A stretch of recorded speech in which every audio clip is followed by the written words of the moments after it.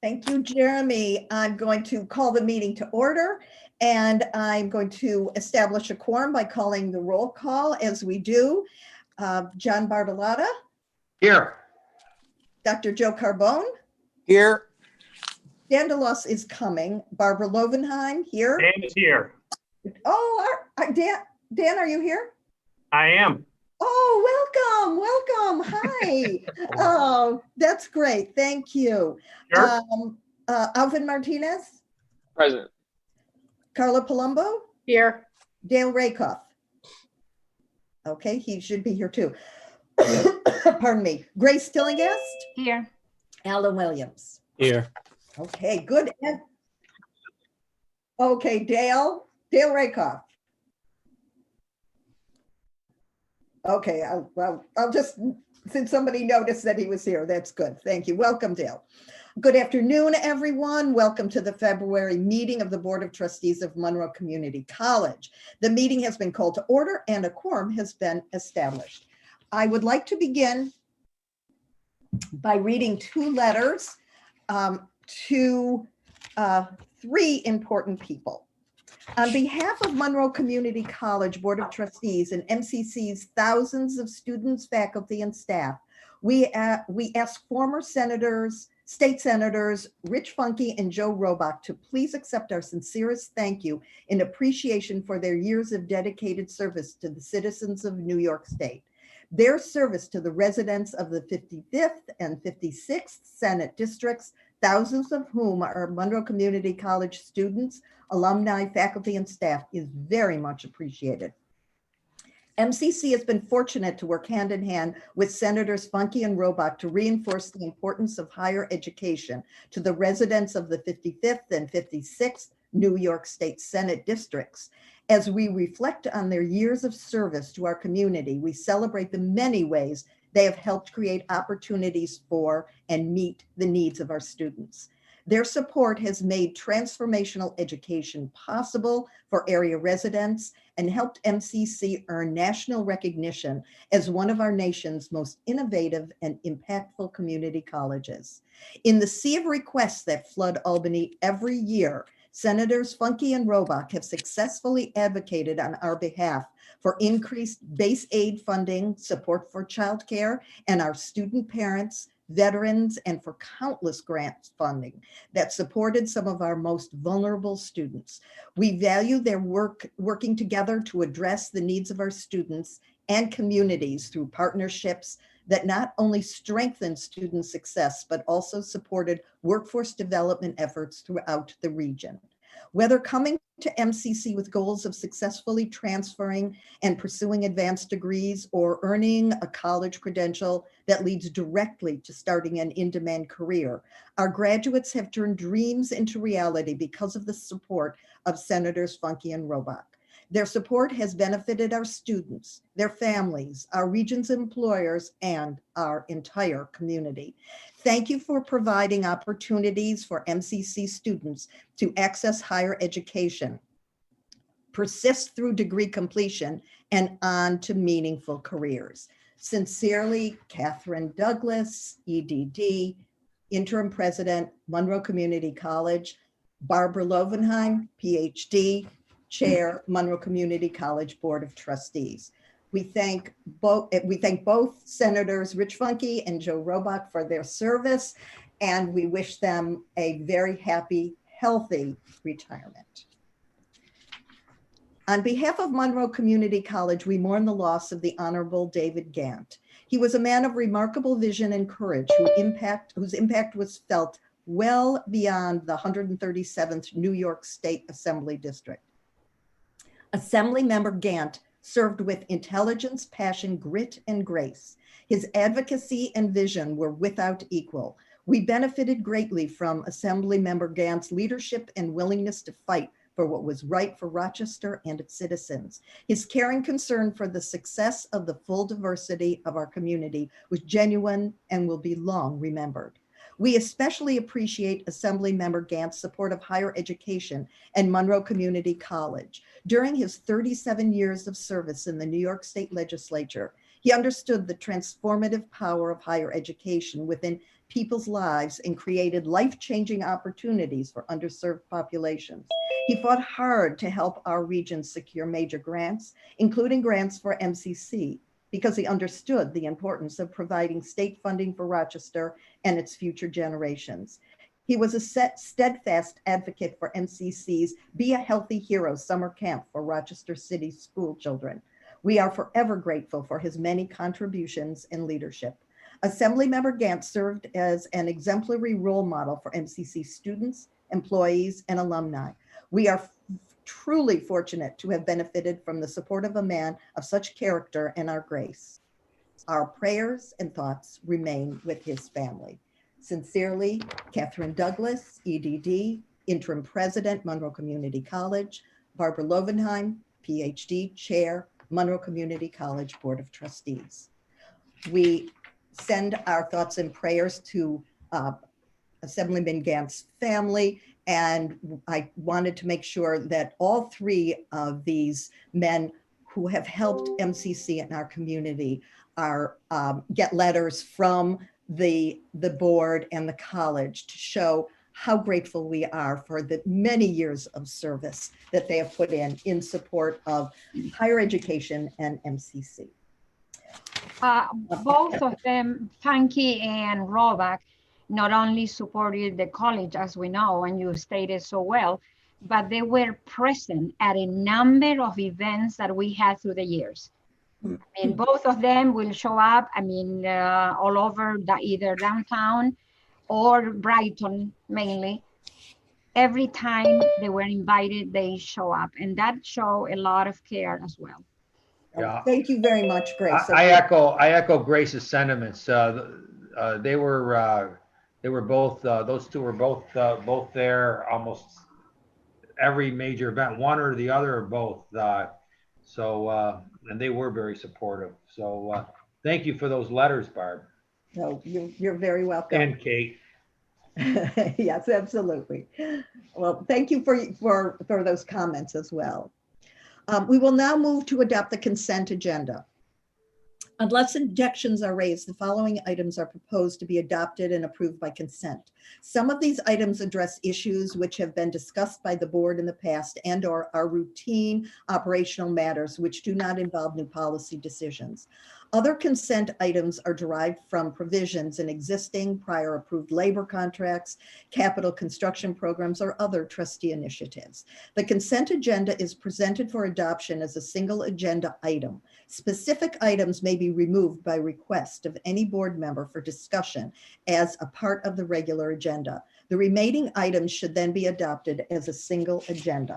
Board approval of the consent agenda is required. Resolved that the Board of Trustees of Monroe Community College adopt the consent agenda effective February 1st, 2021. May I have a motion to approve the consent agenda? So moved. And a second, please. Second. Okay, thank you. Any discussion? All in favor? I will call the roll. John Barlotta? Aye. Dr. Joe Carbone? Aye. Dan DeLoss? Aye. Barbara Lovenheim? Aye. Alvin Martinez? Aye. Carla Palumbo? Aye. Dale Rakoff? Aye. Grace Tillingast? Aye. Ellen Williams? Aye. Opposed? That has been approved. Thank you all very much. Now, Trustee Dale Rakoff will now give the Finance and Facilities Committee report. The board will consider these resolutions as a committee of the whole, voting on each in turn.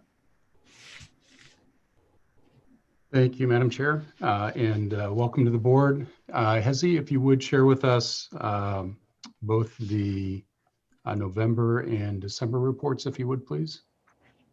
Thank you and good afternoon. The report with the beginning with the December, and as you know, our reports are year-to-date basis and today will include December and November.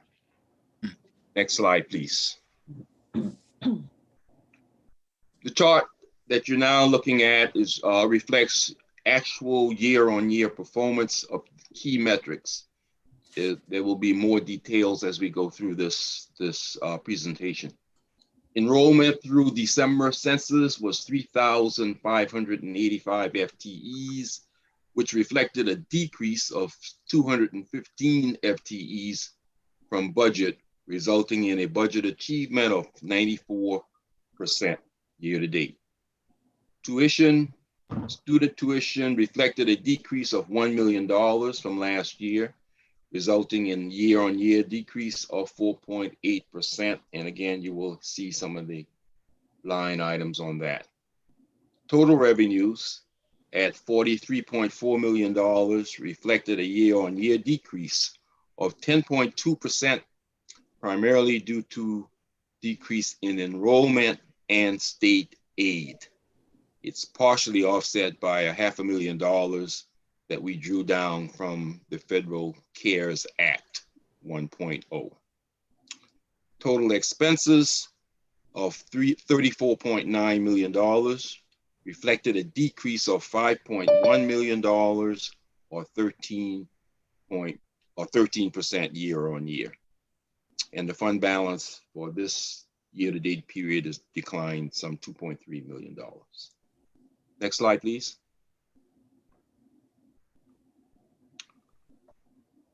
So looking at some of these key performance items, starting with enrollment, as I said, we achieved 33,585 FTEs, or a decline of 5.7%. If you look at it in terms of head count, there were 10,161 head count, representing a year-on-year decline of 1,411 individuals, or 12%.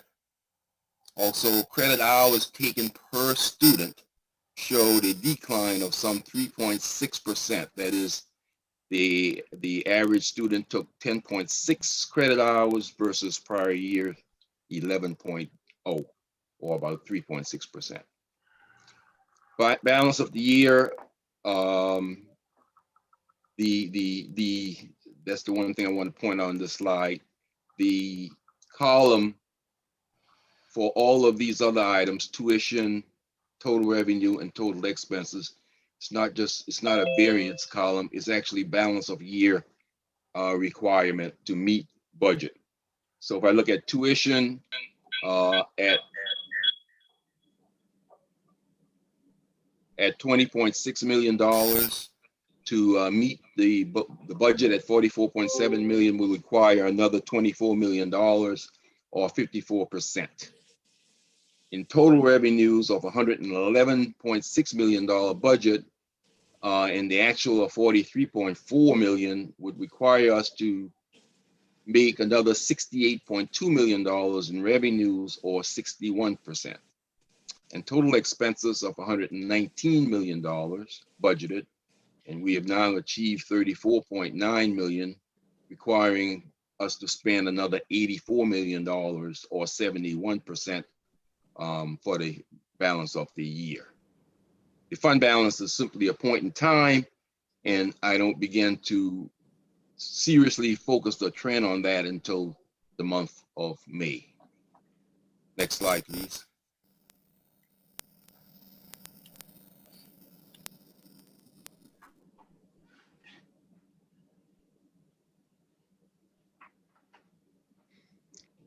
So looking at our performance in terms of enrollment, again, at the 3,585 state aidable FTEs, represented a budget of 94% achievement. And I just want to point out here is that our full-time enrollment is down 12.4%. Part-time, however, is up 17.8%. I believe much of that is due to our current, frankly, being off-site due to the pandemic. Next slide, please.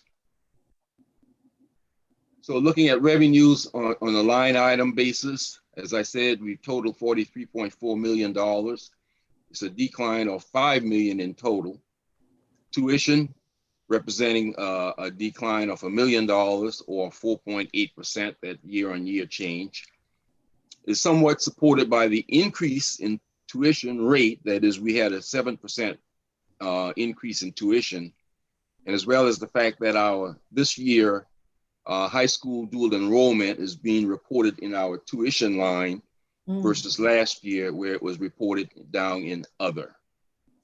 Despite these favorable performance, however, in tuition, the shortfall in enrollment totally offsets the favorable factors, and that's the reason for the $1 million year-on-year decline.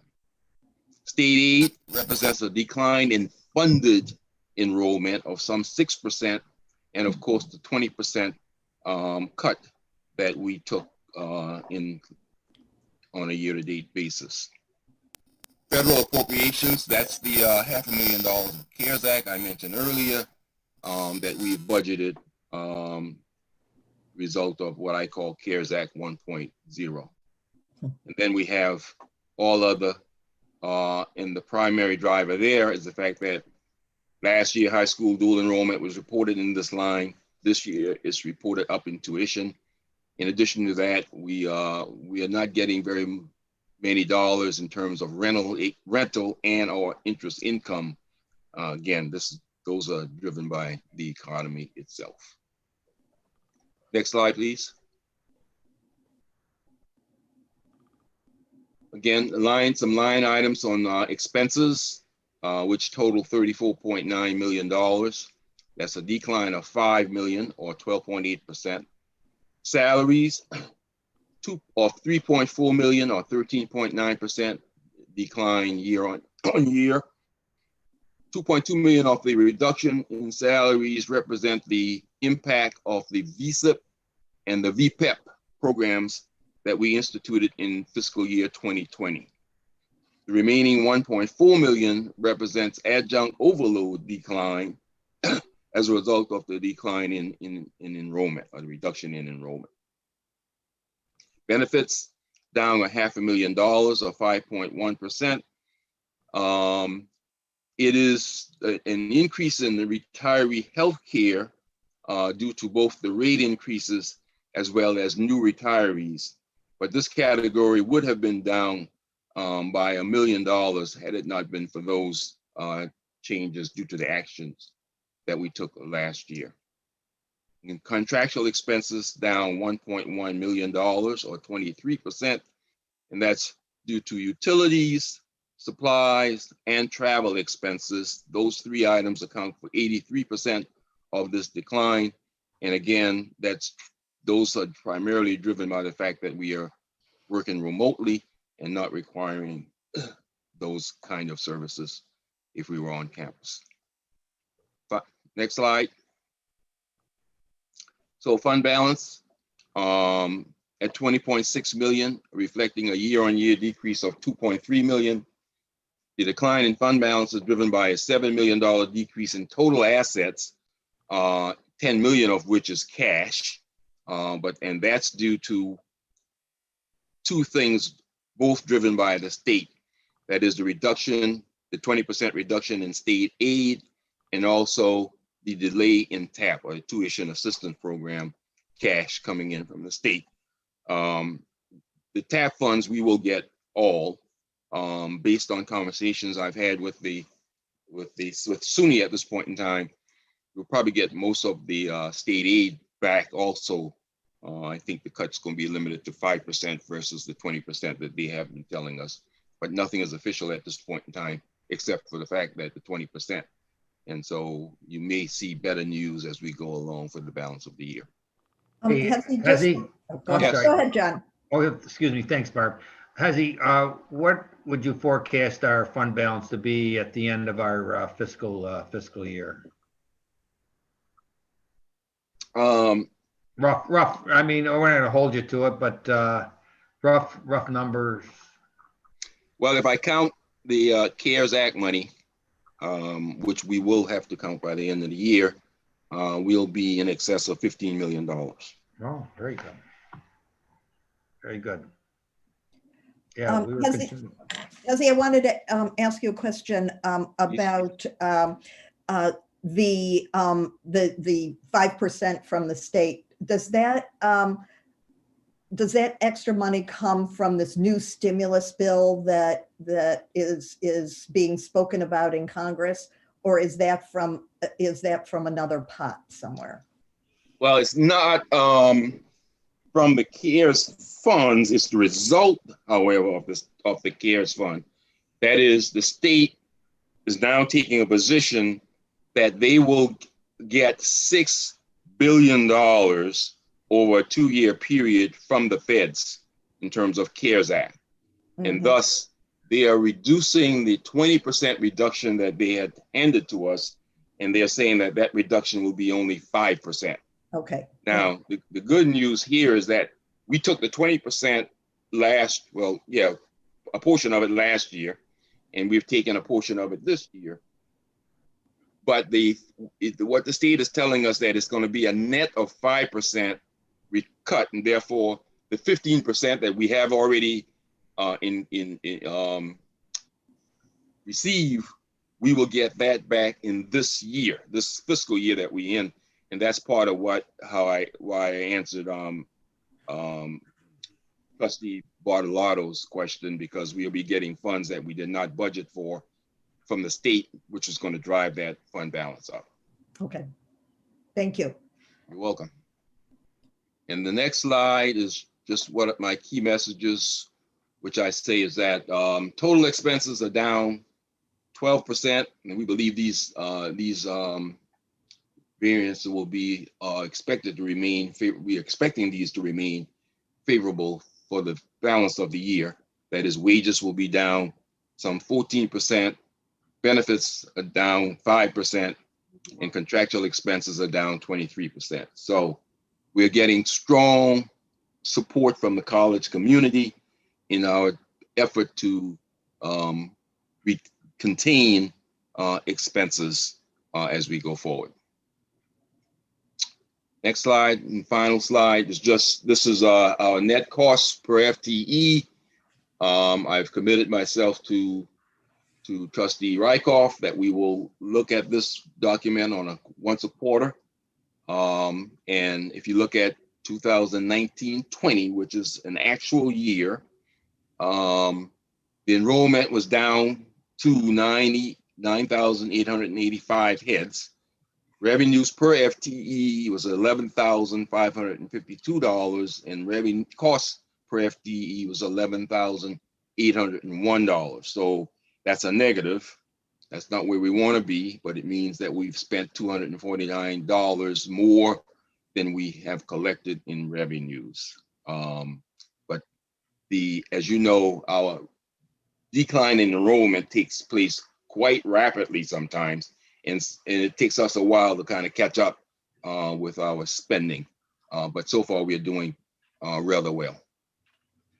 Questions? Any additional questions? Hezzy, I appreciate you showing this slide, and just to kind of give a preview of coming attractions. If we were to assess where we are with respect to spring enrollment, how is that comparing to the prior year? Spring enrollment will be down significantly. As a matter of fact, spring enrollment is going to be, we will suffer far greater than we did in the fall. I don't have that slide in front of me right now, Trustee Rykoff, but I think for the fall, we were down 16% roughly.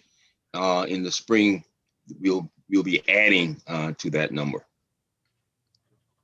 So I think it's important, at least for the board, to kind of differentiate the pandemic related finances versus the structural finances. And from a pandemic standpoint, that there may be a mechanism to kind of bridge the disruption, albeit I would not treat HOPE as a budgeting tool, because in the past that's been any type of federal help has been simply supplanted or replaced the state aid.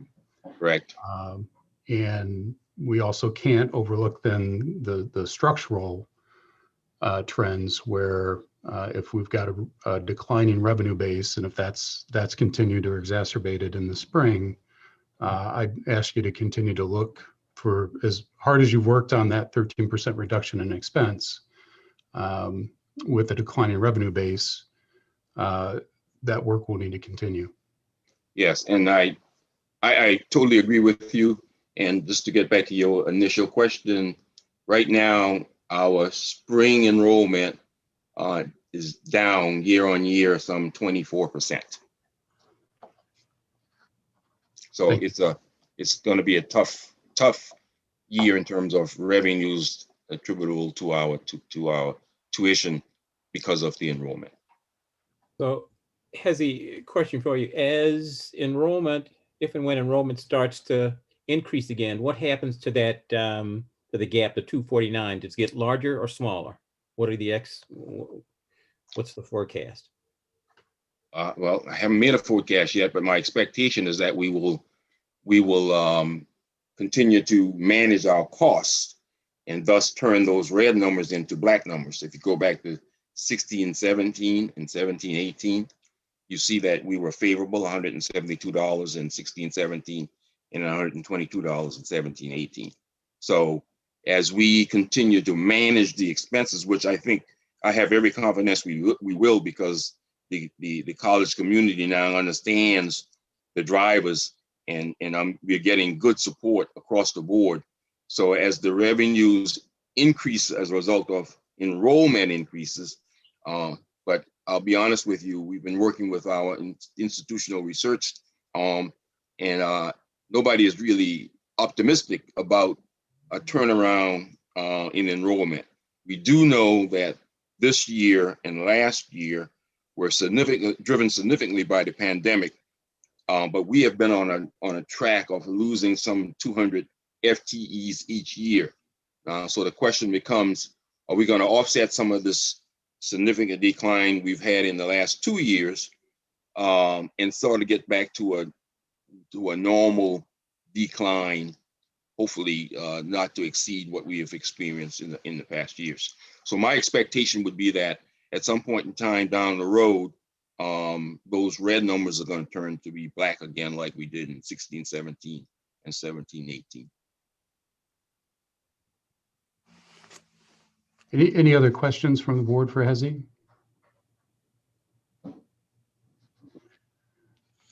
Hezi, thank you very much. Thank you. So with that, I wanted to pose the following resolutions. First, resolve that the Board of Trustees of Monroe Community College accepts the interim financial reports as of November 30th and December 31st, 2020, found in attachment 1.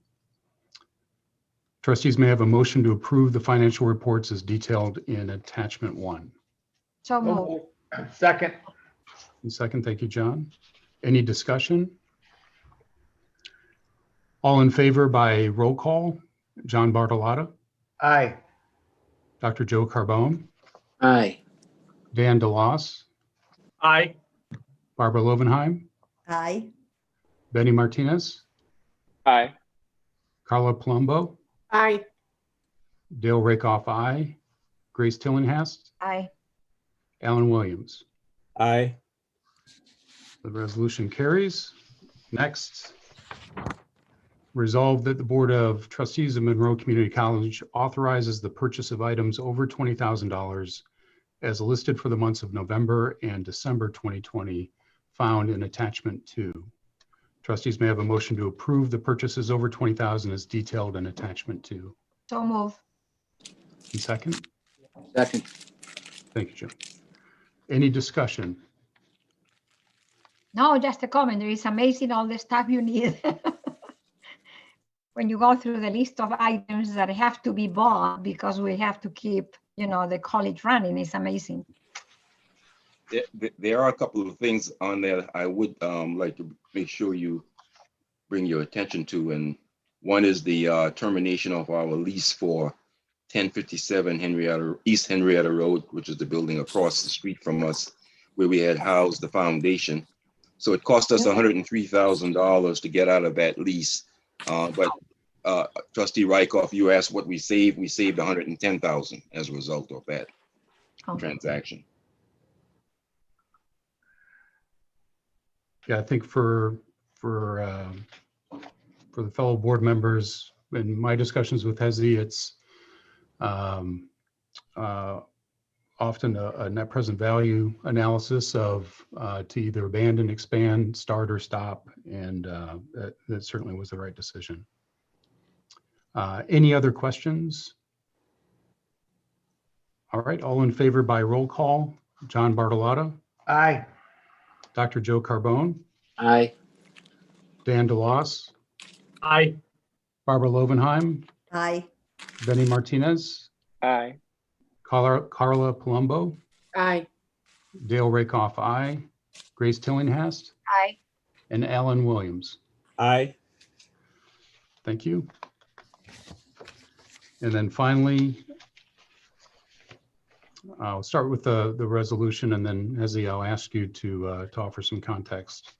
Resolved that the Board of Trustees of the Monroe Community College authorizes the following transfer of funds from budget reserves: contractual expenses, general institutional, $101,920 to Civitas contractual expense, academic support, $101,920.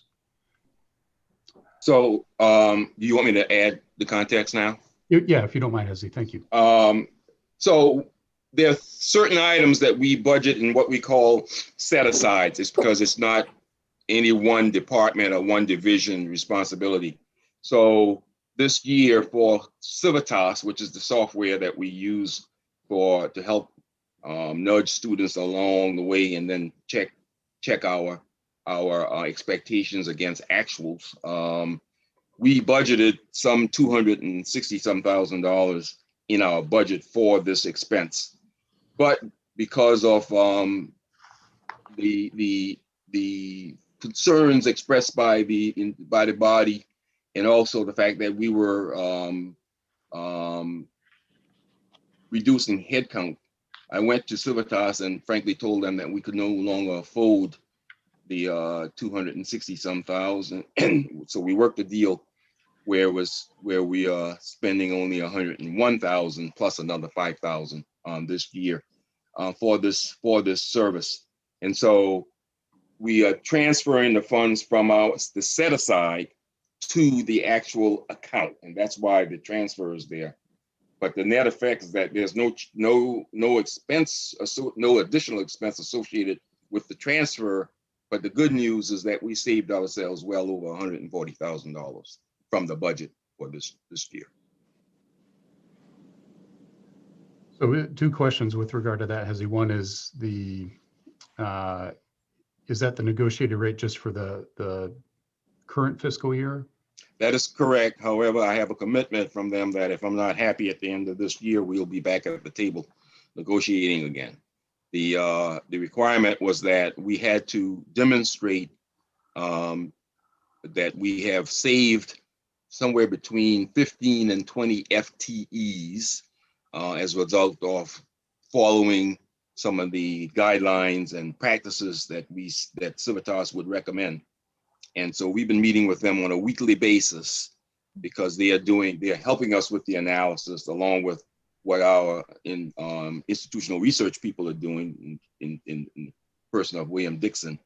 And so they are, I think we'll be able to easily demonstrate that we have saved headcount, that is enrollment headcount, as a result of the work that we are doing and the support that we're getting from them. So we're getting more support at very low costs compared to what we've done in prior years. So it is my expectation that we will be able to demonstrate to the body that it would be worth our while to continue with the service, but not at the rates that we were talking about historically, but more of the rates that we've been experiencing this year. Does the contract, is the contract renewed annually?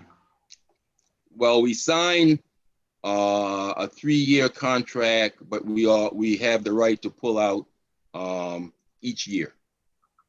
Oh, nice.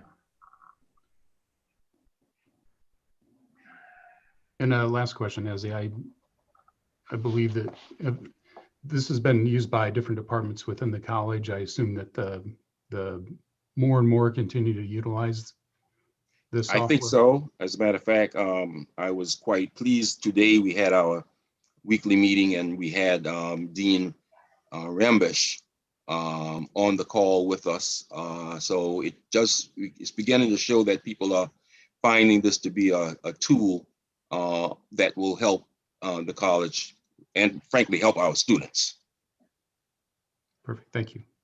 Any other questions for Hezi regarding this resolution? Trustees may have a motion to approve the transfer of funds as detailed. So moved. Thank you, Caroline. A second? Second. Second. Perfect, thank you, Alan. Any other discussion? All in favor by way of roll call: John Bartolotta, Aye. Dr. Joe Carbone. Dr. Joe Carbone. Aye, I'm sorry, I was muted. If they would count my ability to read your lips, I might be alone. Yeah. Dan DeLoss. Be careful about reading people's lips during meetings, by the way. Aye. That's good. Barbara Oppenheim. Aye. Benny Martinez. Aye. Carla Palumbo. Aye. Dale Rakoff, aye. Grace Tillinghast. Aye. And Alan Williams. Aye. Thank you. The resolution carries. And then finally, if you would refer to the information items in attachment 3 and 4, is there anything, Hezi, that you'd like to provide in the way of additional information?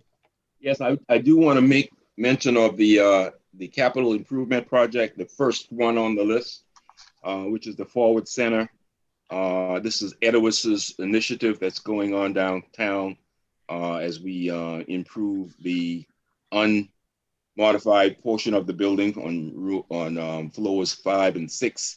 Well, all of the design work has been done and the contracts were let for bids. And we got the bids in on the 15th of January, and I'm pleased to say that the bids came in roughly $1 million less than our estimates. Wow. So we'll be able to do all of the items that we had on the wait list, is what I refer to it, until we could get the bids in. And now we have about $1 million more to spend. However, a portion of that is already mortgaged because of the work in the additional work we had to do for asbestos abatement, and that's about another, I think, roughly $200,000. So of the $1 million, we will have to spend $200 for asbestos, but that gives us $800,000 for other things that we need for the Forward Center. So that's good news. Terrific news. Thank you. Any other questions for Hezi? This concludes the Finance and Facilities report. Thank you. Thank you. Yes, thank you, Hezi, and thank you, Trustee Rakoff. We appreciate such a fine report and so detailed, and a lot of good questions as well. Trustee Ellen Williams will now give the Personnel and Programs Committee report. The board will consider these resolutions as a committee of the whole, voting on each in turn. Trustee Williams. Okay, thank you, Madam Chair. Resolved that the Board of Trustees of Monroe Community College approves the early retirement incentive for the following individual in accordance with Article 50 of the contractual agreement between Monroe Community College and the Faculty Association. And this is for Marcia Marriott in the Business Administration Department.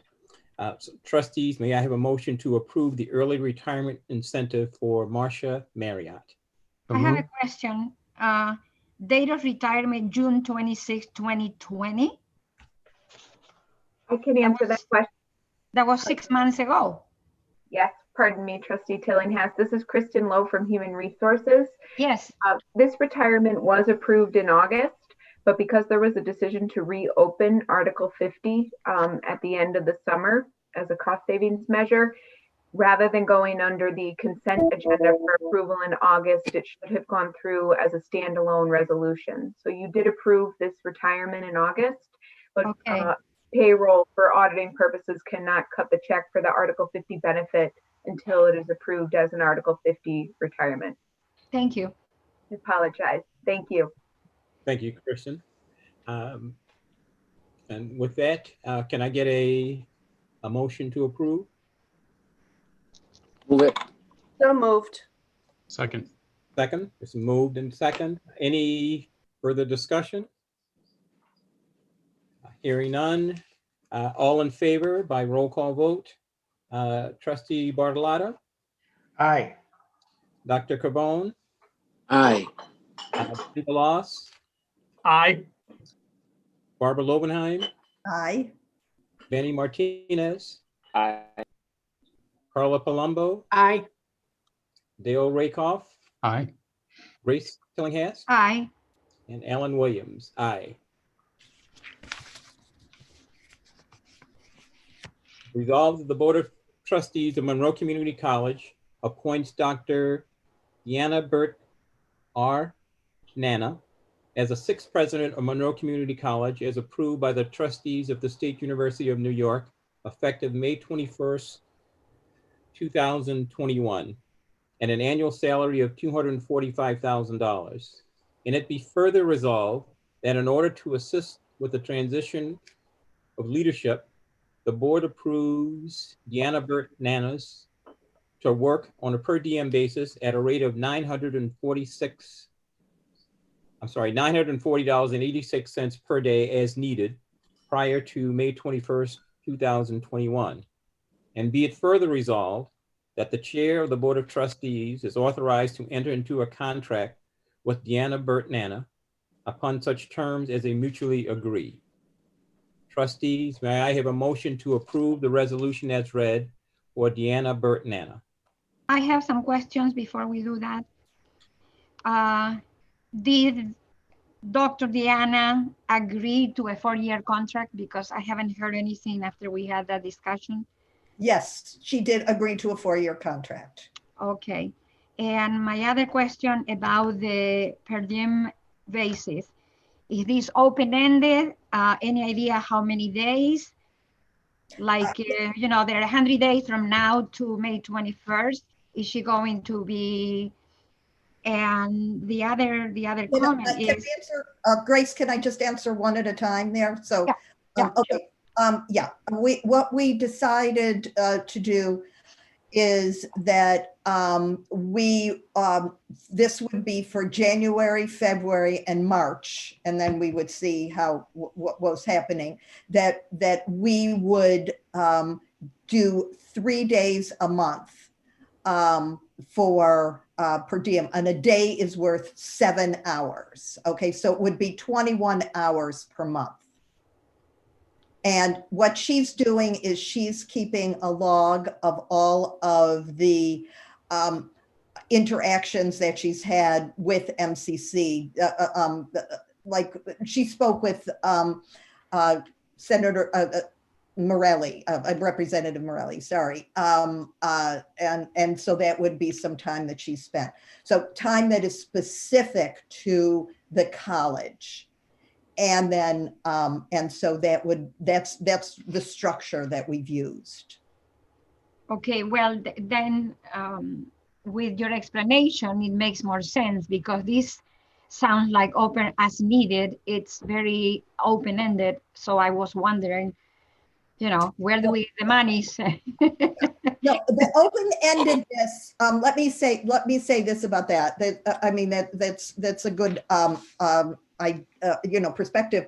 What we want to do is leave it open for us if we need an extra month to come back to the board and say, okay, we've done this for 3 months. We're not exactly sure about when she's going to start. We said May 21st, but it depends very much on this Aspen Institute. So we're still working that out. So we didn't want it to just cut it off then if we needed a little more time, or we needed a little more time each month. She's a very popular woman. Everyone wants to meet her and to speak with her.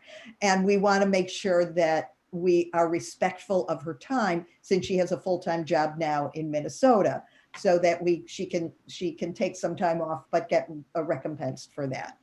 So both of those things. Does that make sense? Do you have more questions on that? No, that's okay. I mean, I I was reading and I was thinking, well, how many days now you clear that, so that's okay. Did I sort of cut you off, but was there another part of the question you wanted to ask? No, the other one, it would just be that the chair is authorized to enter into a contract. The basic contract is already what we have decided, right? Are there any changes to that? Not yet. No. If there were changes, then I would bring them before the board, the trustees. Okay, thank you. Do you agree on the healthcare? Wasn't there an Yes. issue with the healthcare? Yes, we agreed on the healthcare. It is, the college will pay 85%. She will pay 15%, and that is what the VPs pay. Thank you. That's the same structure. And that's the structure that also is done through the faculty association contract.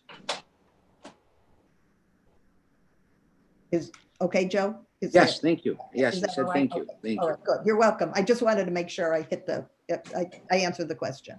You're perfect. Other questions? Okay, thank you. Okay, hearing none, can I get a motion to approve the resolution as read? So moved. Moved, Second. moved and second. Any further discussion? Hearing none, all in favor by roll call vote. John Bartolotta, Aye. Dr. Joe Carbone, Aye. Dan DeLoss, Aye. Barbara Lobenheim, Aye. Benny Martinez, Aye. Carla Palumbo, Aye. Dale Rakoff, Aye. Grace Tillinghast, Aye. Alan Williams, aye. The motion is approved. Thank you, trustees. Resolved that the Board of Trustees of Monroe Community College approves the following AAS degree, subject to the approval by the State University of New York, Geospatial Information Science Technology, which you can see in attachment 5. But before I ask for a motion to approve, Provost Wade, would you introduce the faculty member? Absolutely, absolutely. We're really pleased to be bringing this new degree for consideration. And I particularly wanted the trustees to have the chance to quickly learn a little bit more about it, because even as we're contracting and going to cost savings measure, we need to be thinking creatively and expanding the curriculum where we need to attract new markets and meet new community needs. So I'd like to introduce Jonathan Little. He's an associate professor of geography. He's the principal investigator for a National Science Foundation Advanced Technological Education grant called Meeting Workforce Needs for Skilled Geospatial Technicians. He's also a Fulbright specialist and one of the faculty's shining stars. So Jonathan's going to give a 2-minute summary of this degree for all of you. Thank you so much, Provost Wade, and thank you, Board of Trustees, for inviting me to share a little bit about our proposed AAS in Geospatial Information Science Technology, or GIST. We have a great GIST team. Next slide. So what is GIST, or Geospatial Technology? Well, as many of you know, it's everywhere today, from your smartphone, data science, big data, drones. It allows for the integration of many disciplines, from business, military, crime, environment, politics, and more. Next slide. So at MCC, we currently offer a 24 credit GIST certificate, which is quite popular. The proposed AAS will be the premier source for traditional and professional students seeking remote GIST education in New York State and beyond, and will prepare students for employment. If approved, we'll have 3 GIST credentials that are stackable: a micro credential, the GIST certificate, and the AAS degree. Next slide. According to a recent Bureau of Labor Statistics outlook, projected growth for GIST fields is faster than average, with a mean 2019 technician salary between 40 and 80,000. Next slide. We hope to offer 3 new GIST courses for professionals next year. Students that complete these 3 courses will earn a micro-credential pending approval. Thanks to Provost Wade, Andy Freeman, the Curriculum Office, Jessica Brown, and Dean Kamitsky for their support. Next slide. So GIST alumni are working with our students now to enhance online support, to reduce isolation, and increase prospects for academic success. And our students are absolutely loving working with our alumni. Next slide. In our capstone course this spring, we plan to offer students virtual internships with local organizations, American Red Cross, as well as those in New York State, the New York State Department of Health, New York State Department of Environmental Conservation, and organizations across the globe. Next slide. So we have a partnership right now with Cornell University, where we're planning to work with folks in Malawi. We also have an internship where students are working with folks in Mexico. And previous years, we've had students work with organizations in Colombia, Costa Rica, and Kazakhstan. Next slide. Coming back closer to home, with so many libraries across the US, this program is working together with public and college librarians to provide support to community college students beginning in the program. So we've worked closely with Katie, Director of Library Services here at MCC. Next slide. I wanted to address our enrollment projections. Please consider that the AAS focuses in on the traditional student. However, the 3 new courses in the program overlap with the micro-credential. Thus, we will be pulling from 3 different groups: traditional, professionals, and those in the certificate. And we expect course enrollment in these new courses to be near their max. Next slide. So to increase enrollment further, students will be included into the AAS through just summer camps. We had our first virtual summer camp this summer of 2020, dual enrollment and mapping events. One mapping event this fall had over 400 participants, and we also reached many across the US and in Dominican Republic and Costa Rica and Mexico as well. But many of them were from Webster Central School District. Next slide. Thanks for letting me share a little bit about the GIST program. I'm very passionate about the program, and I really appreciate the opportunity. Let me know if you have any questions. I have a quick question. Sure. Could somebody remind me what a micro-credential is? That's a great question. So they are new to MCC. And I'm not sure if Andy Freeman is on the call here, but so this will be either the first or micro-credential that MCC has offered. I think there was one other that just is in the proposal process right now, but they're fairly new to the SUNY system, but they are getting quite a bit of positive reviews. I've talked to folks at Syracuse University, and their professional librarian, I think master's degree, some of those students are already interested in participating. So there's a lot of professional programs that are looking for these short or these smaller micro-credentials to help boost their resume.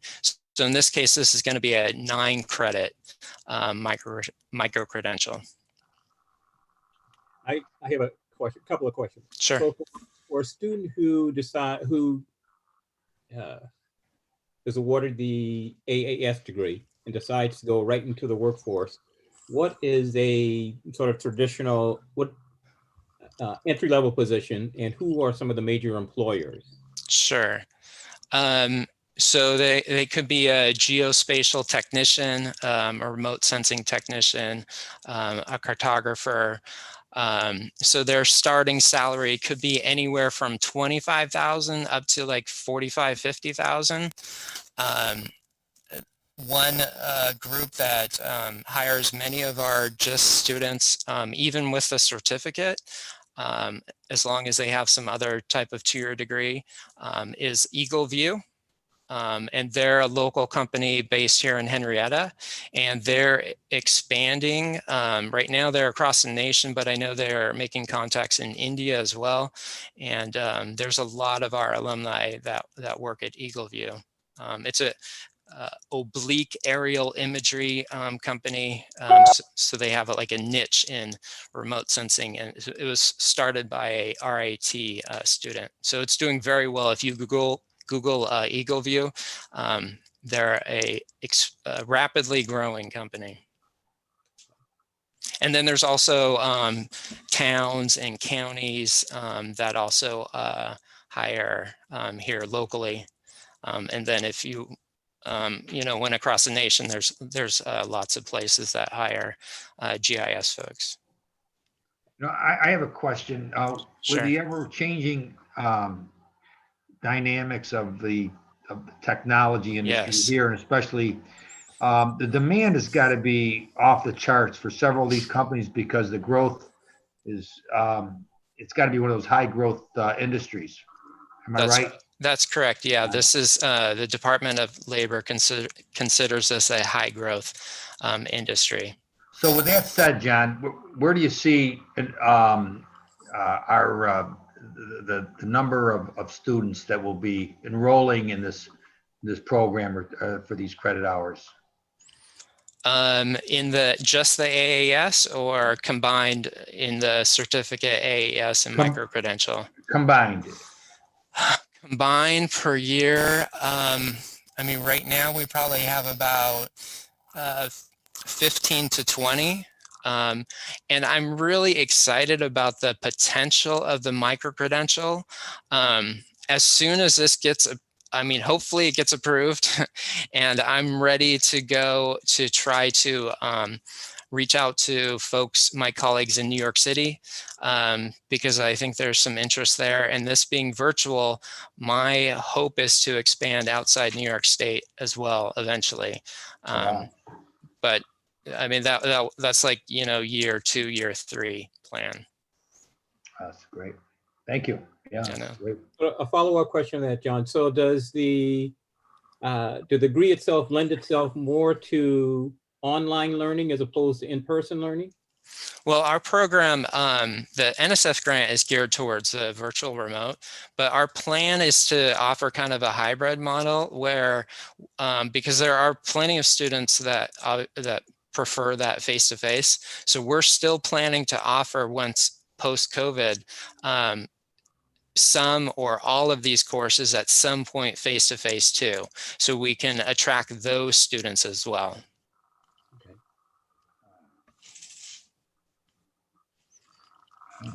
Yeah, these are great questions. Professor Little, if I could as well. Sure. We're very fortunate to have you in the college, being a leader in your field, and I appreciate how thoughtful the approach has been in almost organically driving the demand for the program. Do you ever see a venue where it could be integrated down into the dual enrollment platforms? Yes, so we have one dual enrollment section right now with Wilson Magnet, RCSD, but we have an agreement as a part of this grant to expand that with RCSD. And I also have a colleague at Webster who plans to teach us this dual enrollment. So our plan is to definitely grow dual enrollment. Thank you. Thank you for the thoughtfulness and the enthusiasm. Yeah, my pleasure. Okay. Trustees, are there any other questions? Any further questions? Hearing none, can I have a motion to approve the AAS degree as detailed on attachment 5 and as shown in the presentation? So moved. Second. Moved and second. Any further discussion?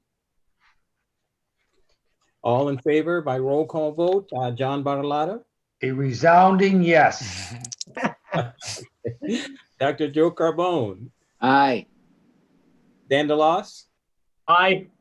Barbara Lobenheim, Aye. Benny Martinez, Aye. Carla Palumbo, Aye. Dale Rakoff, Aye. Grace Tillinghast, Resounding aye. and Alan Williams, aye. Thank you. The motion is approved. Thank you all.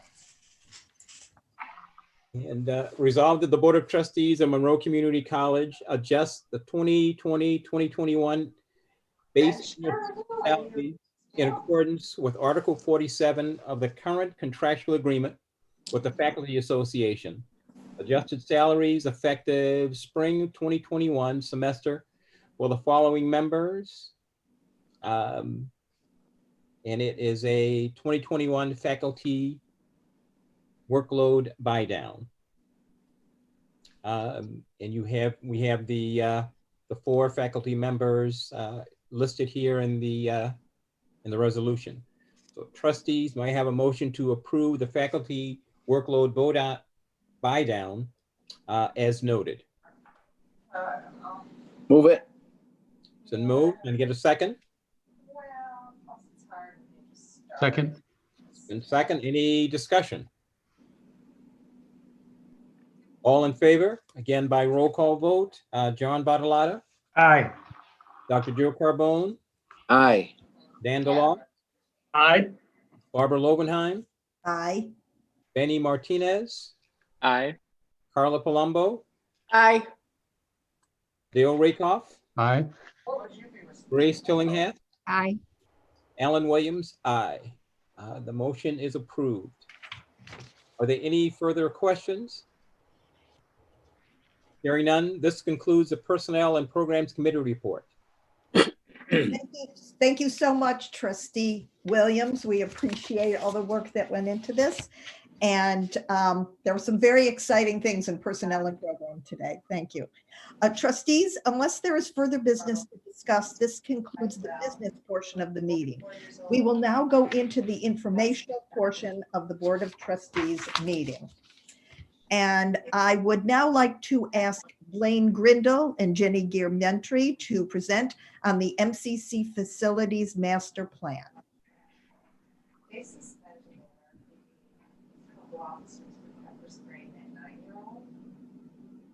Thank you, Chair Lovenheim.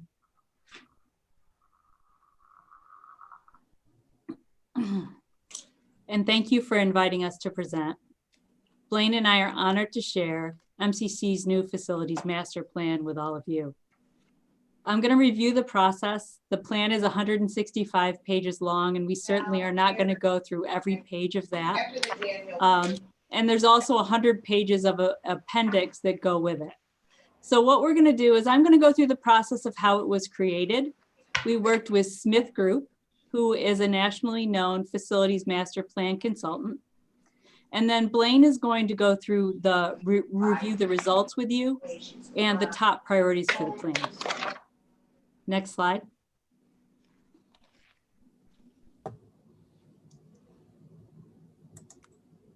So the facilities master plan is an integral part of the planning process for MCC. It references the strategic plan, the vision of the school, and its stated mission. The facilities master plan provides the physical vehicle to accomplish MCC's stated goals. Next slide.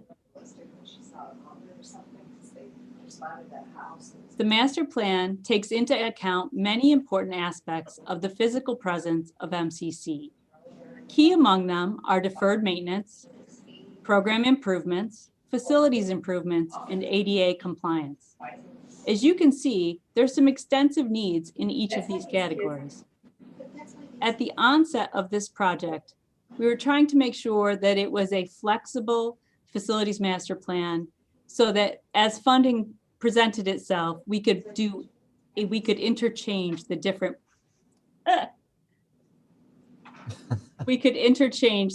projects. Part of what we did was create a reasonable spending parameter around the plan of $7 to $8 million a year. This number was based on what our county sponsor has historically allocated to MCC for capital projects. In addition to the county and state support, historically, the college has spent $300,000 to $700,000 from facilities budget to make program and facilities improvements across campus. Things like paving parking lots, roof replacements, and interior improvements to support enrollment and retention. Next slide. This planning process actually started 3.5 years ago in August 2017. That's when the RFP was revised and put out on the street. Since then, committees were formed, a referral was sent to the legislature, bids were received, the legislature approved them, and the project got started with a kickoff meeting on August 5th, 2019. Much of the work of the facilities master plan was done over that summer and fall. And we're very lucky that a lot of that pre-work was done before decisions were made. The preliminary work included an online survey to faculty, staff, and students, in-person site visits with focus groups, divisions, department meetings, student government meetings, and one-on-one discussions with different constituents at MCC to see where we were going for the future.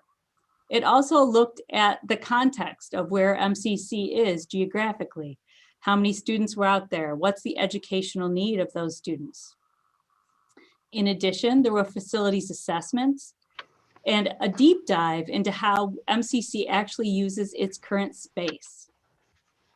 When we went through all of this and we talked to all these people, it generated a lot of ideas and actually 30 amazing projects. Next slide. Then COVID-19 hit. The project had to be shut down as the school moved to remote operation, and our consultant did the same. After a couple months, we knew that we needed to start this project again. So we've utilized different technologies to complete it. Microsoft Teams and Zoom replaced in-person meetings. We actually, Smith Group actually pre-recorded presentations so that we could send them out and better use our time in our online meetings. And to do prioritization, we used digital mural boards where you could use digital sticky notes to show which were the most important projects to you as a committee member. There were 2 frequently asked questions during all of this, and I think it really helped us to prioritize the projects. What will higher ed look like post-pandemic? And which of these projects will have the greatest impact on student success? Next slide. We'd like to thank everybody who was involved with this project. It really was hundreds of people. The facilities master plan could not have been completed without the input and support of the many people involved. The MCC Executive Committee has evolved over time, but these individuals were instrumental in getting us across the finish line by helping address the priorities and highest value projects. Next slide. The steering committee provided frequent input. Its membership comprised a cross-section of the entire college. This group met frequently early in the process and continued to review ideas, plans, and give feedback to the Smith Group. There's a third member of our core team that worked with Blaine and I who's not presenting today, and we'd like to thank her, and that's Sandy Wolf. She made sure that she helped us at every meeting, took minutes for us, and really helped guide this project. Next slide. And we can't forget the hundreds of individuals that contributed their ideas to the plan in groups of like constituencies. There are groups that included our partners from Rochester Business Association, RGRTA, the County Planning Board, and nonprofit groups like Greentopia. Next slide. So just to summarize, This is how we got this plan finalized and put together. 39 meetings, 200 plus students, community partners, and faculty members that were instrumental in getting all of these ideas put together. And over 900 surveys were returned just to start the process. And now Blaine is going to take the next step and show you the results and give you a summary of the key projects. Next slide, please. So this is a graphic representation of the results. As Ginny mentioned, we used a mural board, and these electronic Post-it notes could be arranged on the board to identify what was important to everyone, and then eventually by cost. So the consensus from everyone resulted in these boards with approximately 30 projects with various priorities. Costs were applied to them and then arranged on this grid. The executive committee reviewed this list and chose projects that had the most opportunity to increase student success. So of the 30 projects, 17 of them were at Brighton and 13 of them were downtown. The Brighton total cost was about 170 million. And there's another initiatives group of about 90 million. And we have a deferred maintenance of about 80 million. The total downtown cost was about 15 million, another 6 for initiatives, and then deferred maintenance of about $9 million.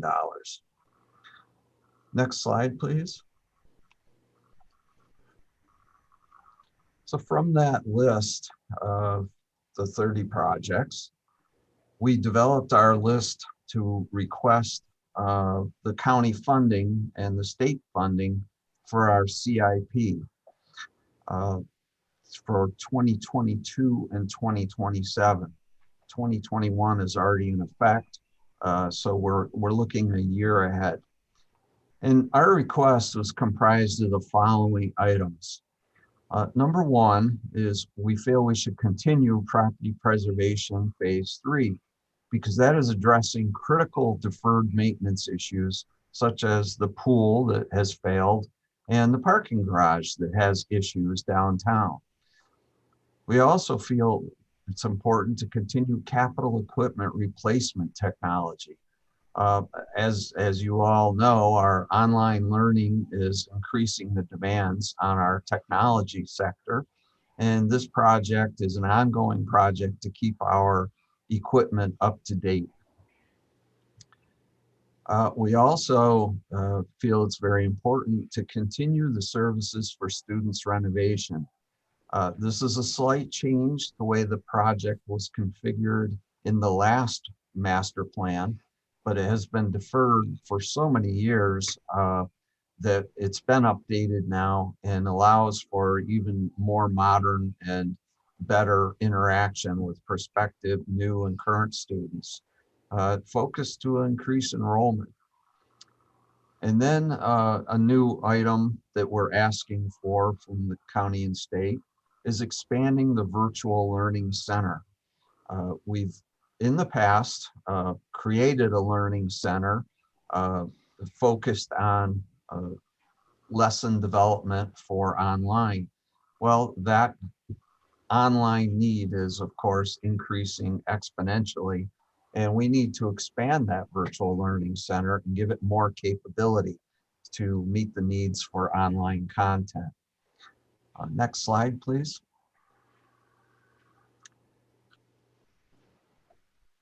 One of the things that came up in the master plan repeatedly over and over, to the consultants, was the scariness of crossing the street to get to the downtown campus.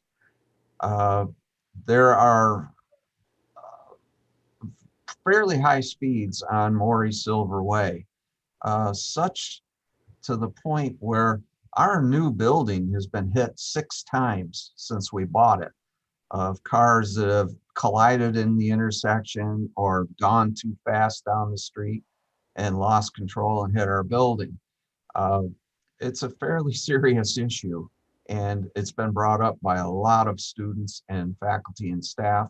So we're proposing a project to study that in more depth than has already been studied, and recommend improvements to the street and or the safety of pedestrians while crossing and while walking on the sidewalk.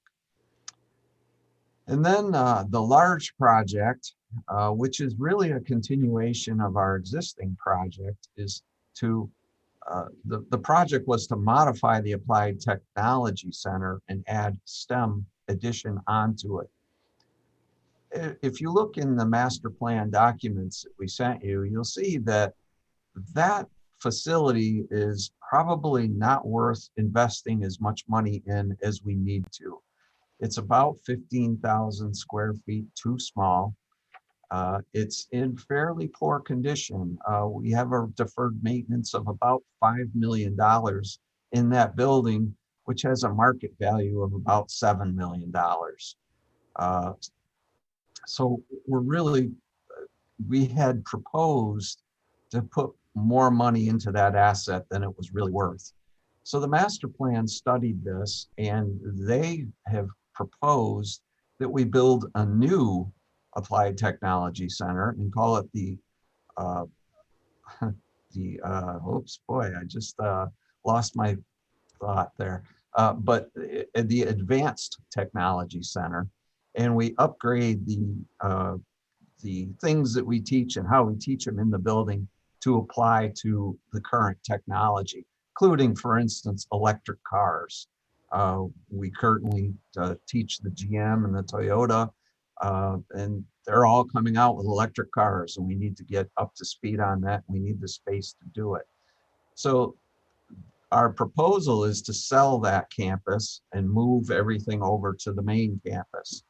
Technically, the county owns the campus, but we're asking them to apply the proceeds of that sale to this project to reduce its overall cost. That would reduce our deferred maintenance by $5 million, and it allow us the space to expand the programs to provide more trained technicians, mechanics, and machinists for local employers. Now, in the existing master plan, we had a project that would expand VAPA and move it downtown. We've decided to drop that project for now. It did not come up as a very important project, a high priority project for the school at this time. So we've decided to drop the request for funding for that project. Along with another new project, which we proposed, was to create space for county and other partners to set up employment organizations along with the new Forward Center. Todd Oldham has put forth some very strong reasoning why it makes sense for them to locate near us. Unfortunately, that's one of the projects that they don't really want to pay for at this time. So we've dropped our ask for that. So these are the total projects. The list is a little more costly than we intended. It operates more in the $9 to $10 million a year instead of the 7 to 8. But it's important to note that professionals from across the country have contributed to this plan and have recommended projects that will make a real difference for MCC and the county. Projects that will increase our enrollment, projects that allow us to teach pertinent skills that will fill hundreds of local job openings for middle skill workers. Who doesn't want to increase employment in our county? So that's our presentation. I will be happy to take any questions you have. I think one of the situations, since we as trustees just received the facilities master plan here last week, probably on Thursday or Friday, that we as a group have not had a chance to really look at it, think about it, and formulate our questions. So maybe what we ought to do is we have a foundation, and then we can read that. And if you would agree to come back and at the March meeting, we can ask questions then. I think we would be much more adept at doing that because we'll have the additional background. I'd be happy to cancel my vacation to Haiti to visit with you again. No problem. I Where agree. are you going in March, Blaine? I want to know. Ginny? We'd be happy to come back. Would that be, Yeah. I think that I'll speak for the group because we have not had a chance to look in depth at all of these things. I think the discussion would be a lot better if we had that time. And we apologize for the late delivery of that. Ginny and I and Sandy have been struggling to bring this project to a close. It is overdue from what we had intended, but COVID has thrown about every monkey wrench at us that it could. And so unfortunately, we are a little behind where we had hoped to be, and we'll be happy to work with you further.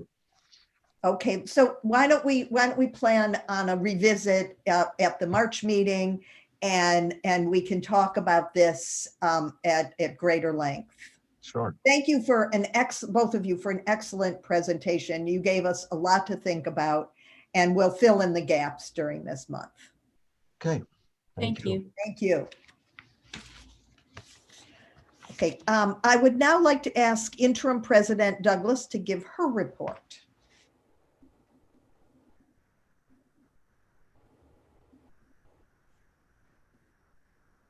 It really would help if I wasn't on mute, wouldn't it? Thank you, Chair Lovenheim. And part of the reason I was on mute is because the plow is outside, and of course it's making its noise now. I hope you can hear me through this, but I do want to say that today marks my 1-year anniversary at Monroe Community College. It was with your February 2020 trustee meeting where the SUNY trustees awarded Dr. Alice Holloway Young an honorary doctorate that I began my service. That too was a cold and snowy Rochester day, as I recall, but the warm welcome I received was only the harbinger of what I have come to understand is the norm at MCC. You know, Martin Luther King said that the ultimate measure of a man is not where he stands in moments of comfort and convenience, but where he stands in times of challenge and controversy. I suggest that same is true of institutions. MCC has experienced challenge and controversy this past year. I take great professional pride in serving at MCC through the COVID and fiscal challenges of 2020. It allowed me to see the ultimate measure of Monroe Community College, which I experienced as a collegial workforce committed to supporting student success through collaboration, creative problem solving, and mutual respect. This individual anniversary is one I shall savor. Next, on the topic of COVID, I can report that SUNY approved MCC's plan for spring 2021. Testing, tracing, isolating, mask requirements, daily assessments continue, coupled with our conservative strategy for reducing campus density with prioritized face-to-face instruction. Of course, within 48 hours of SUNY's approval, we received word that SUNY's guidelines have changed.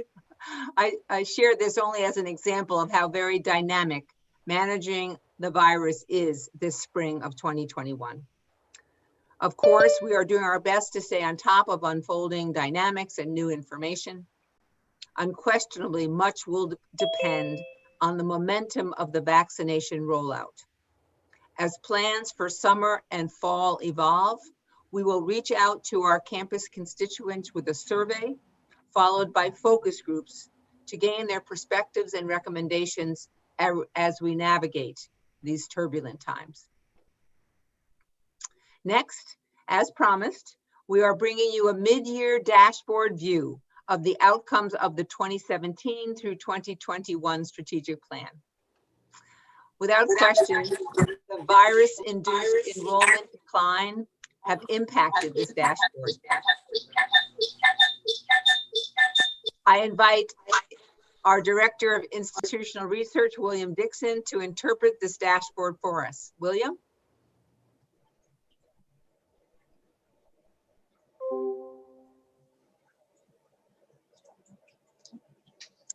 I saw you out there, William. I'm here. My camera, for some reason, didn't want to show my picture. Thank you. So, and thank you for that introduction. So, Board of Trustees, I'm sure you've seen this dashboard before, this template. And I'd like to point out three different aspects to the template. First, the strategic plan is updated at 3 different times throughout the year. We usually update it during the fall census, the spring census, which will happen February 19th of this year, and then again at the end of the year, which is in December. And why I'm pointing that out, so in the first column, in Learnings First, you'll see that says 1920. So the next update will be 2021, so we can see of the first time in college students, what percentage of them completed the math courses in their first year, English courses, and so forth. Under student success, we're again looking at fall to fall. This is a retention metric. So it's the number of first-time students in the fall that come back the next fall. Career and pathways economic development.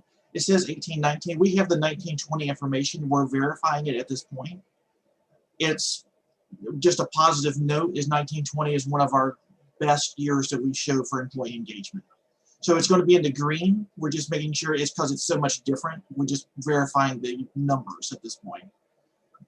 Organizational culture. Again, this is going to be the fall retention, fall 19 and the fall 20. This is all of our full-time employees.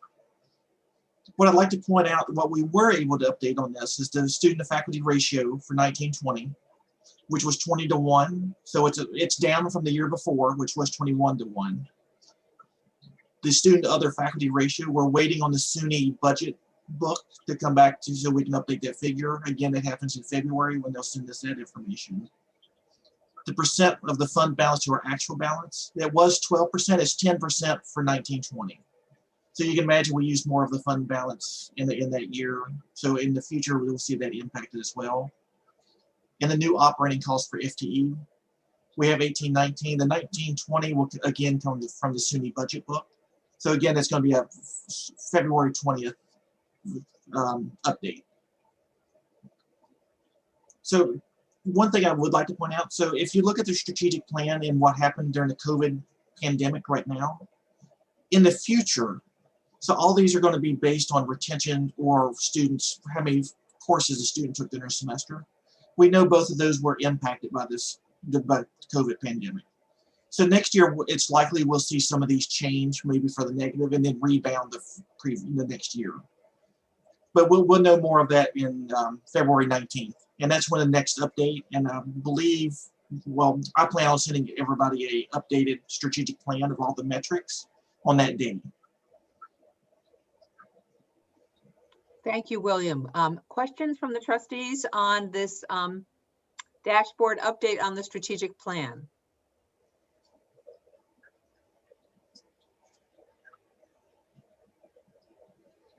All right.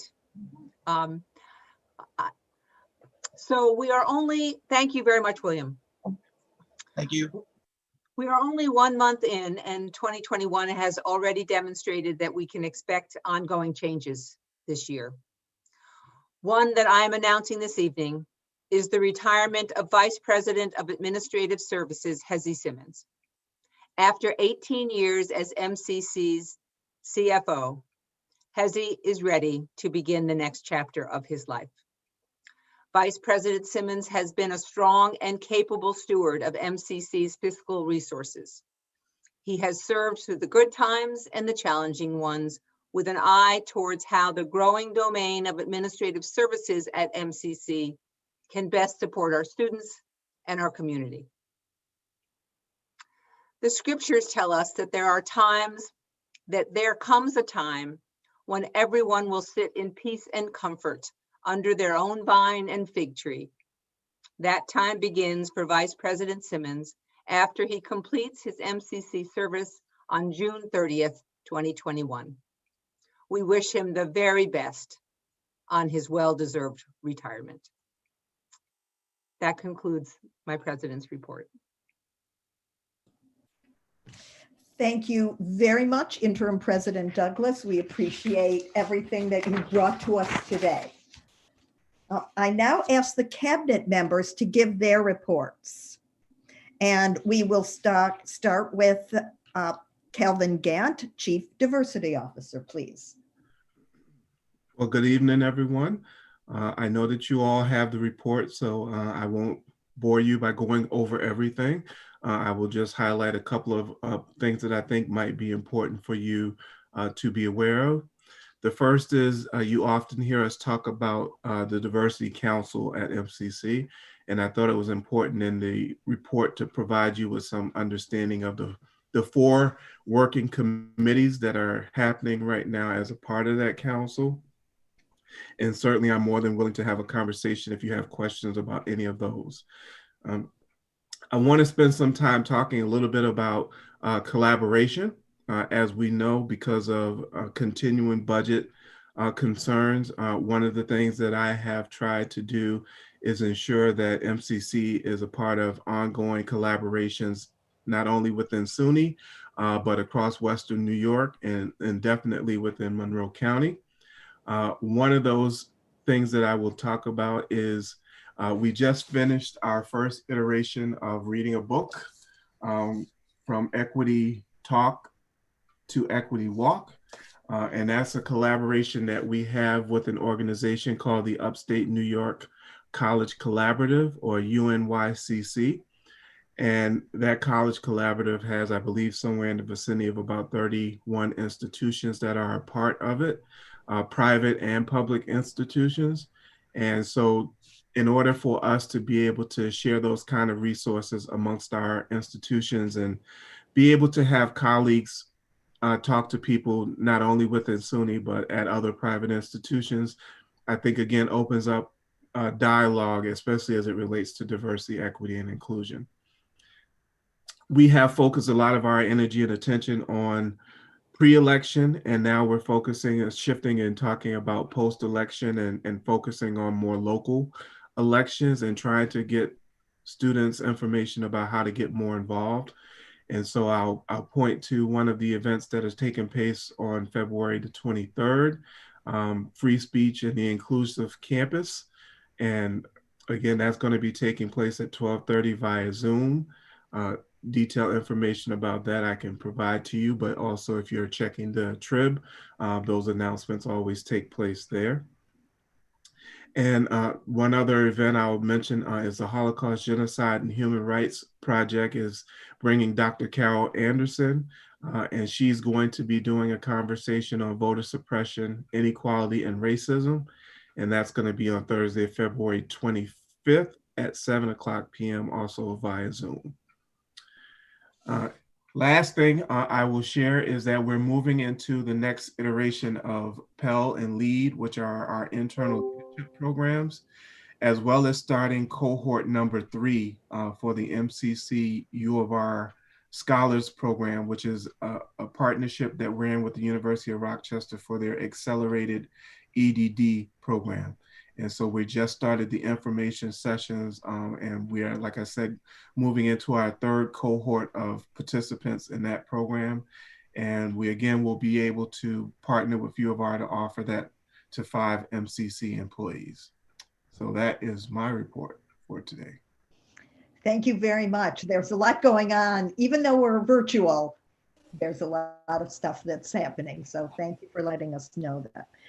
Kimberly McKinsey Mabry, Acting Vice President, Student Services. Yes, thank you, Chair Lowenheim.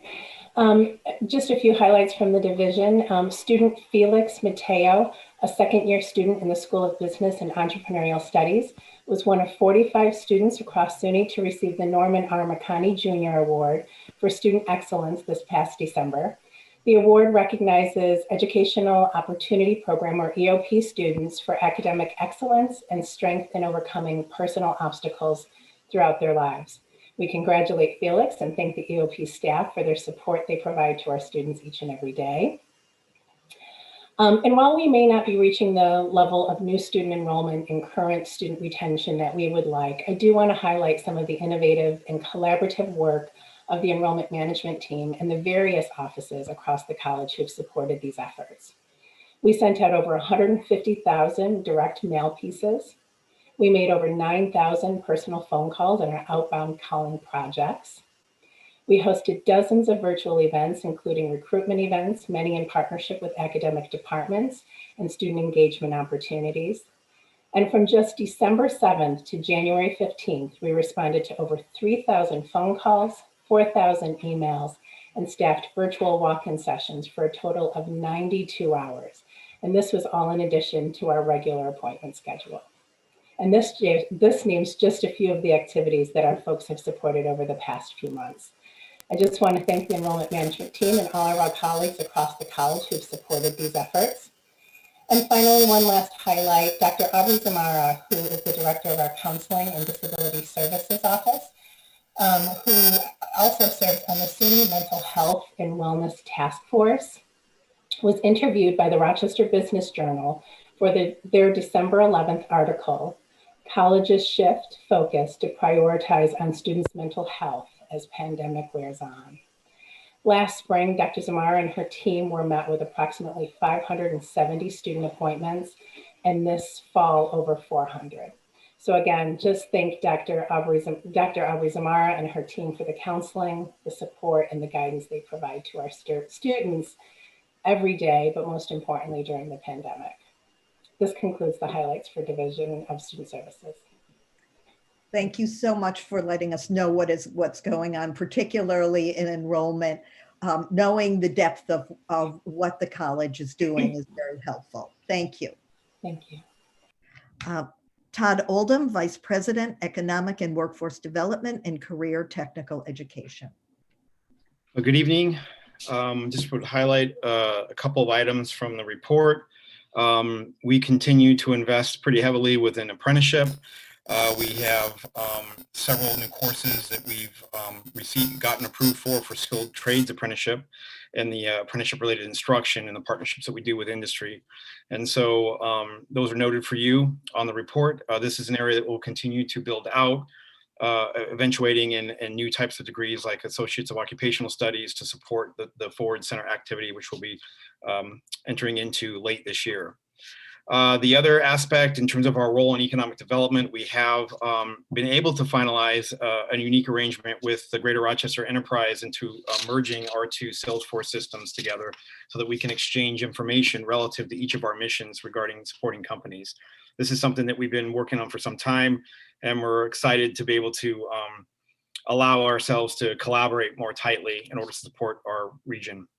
And then another piece of partnership with the City of Rochester, we have formally partnered with the Rochester Economic Development Corporation, and this is to expand the Launch Your Business program around a whole new initiative they have around supporting entrepreneurs within the city. And so we're excited to be a part of that initiative and looking forward to the first cohort, which will be launching in just a matter of weeks, and ultimately look for future cohorts after that. And then last, in anticipation for some of the activity that we plan to do at the downtown campus with the Forward Center, we have finalized a new entity within the college. It's a not-for-profit, Workforce Forward Incorporated. It's just received IRS designation, and that will be a new entity that's in our back pocket that will allow us, as we move into what we believe is some pretty substantial COVID recovery opportunities, to enter into some pretty innovative partnerships that we might otherwise not be able to engage in for the college's sake and also for the benefit of the community. So those are just some highlights from our report. Thank you very much. Thank you. And we are thrilled to hear about all of the creative ways in which you are moving forward during COVID. So when we are back in the community, we will be back in full force. We appreciate it. Thank you. Hezekiah Simmons, CFO, Vice President, Administrative Services. We've heard a lot from your people today, Hezi, so thank you.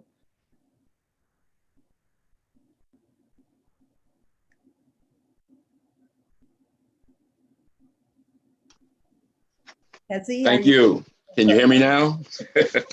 We can hear you now, and we're pleased to do that. Thanks. I have three items that I want to just briefly, not take too much time, but I want to give the rationale behind these. One is our program we call Return to Complete. And it's a program, the problem was that we had students, and this program, by the way, is at least 3-4 years old, where we learned that there were students who could not return to MCC because they owed us $1,000. And until that was paid, they just could not come back.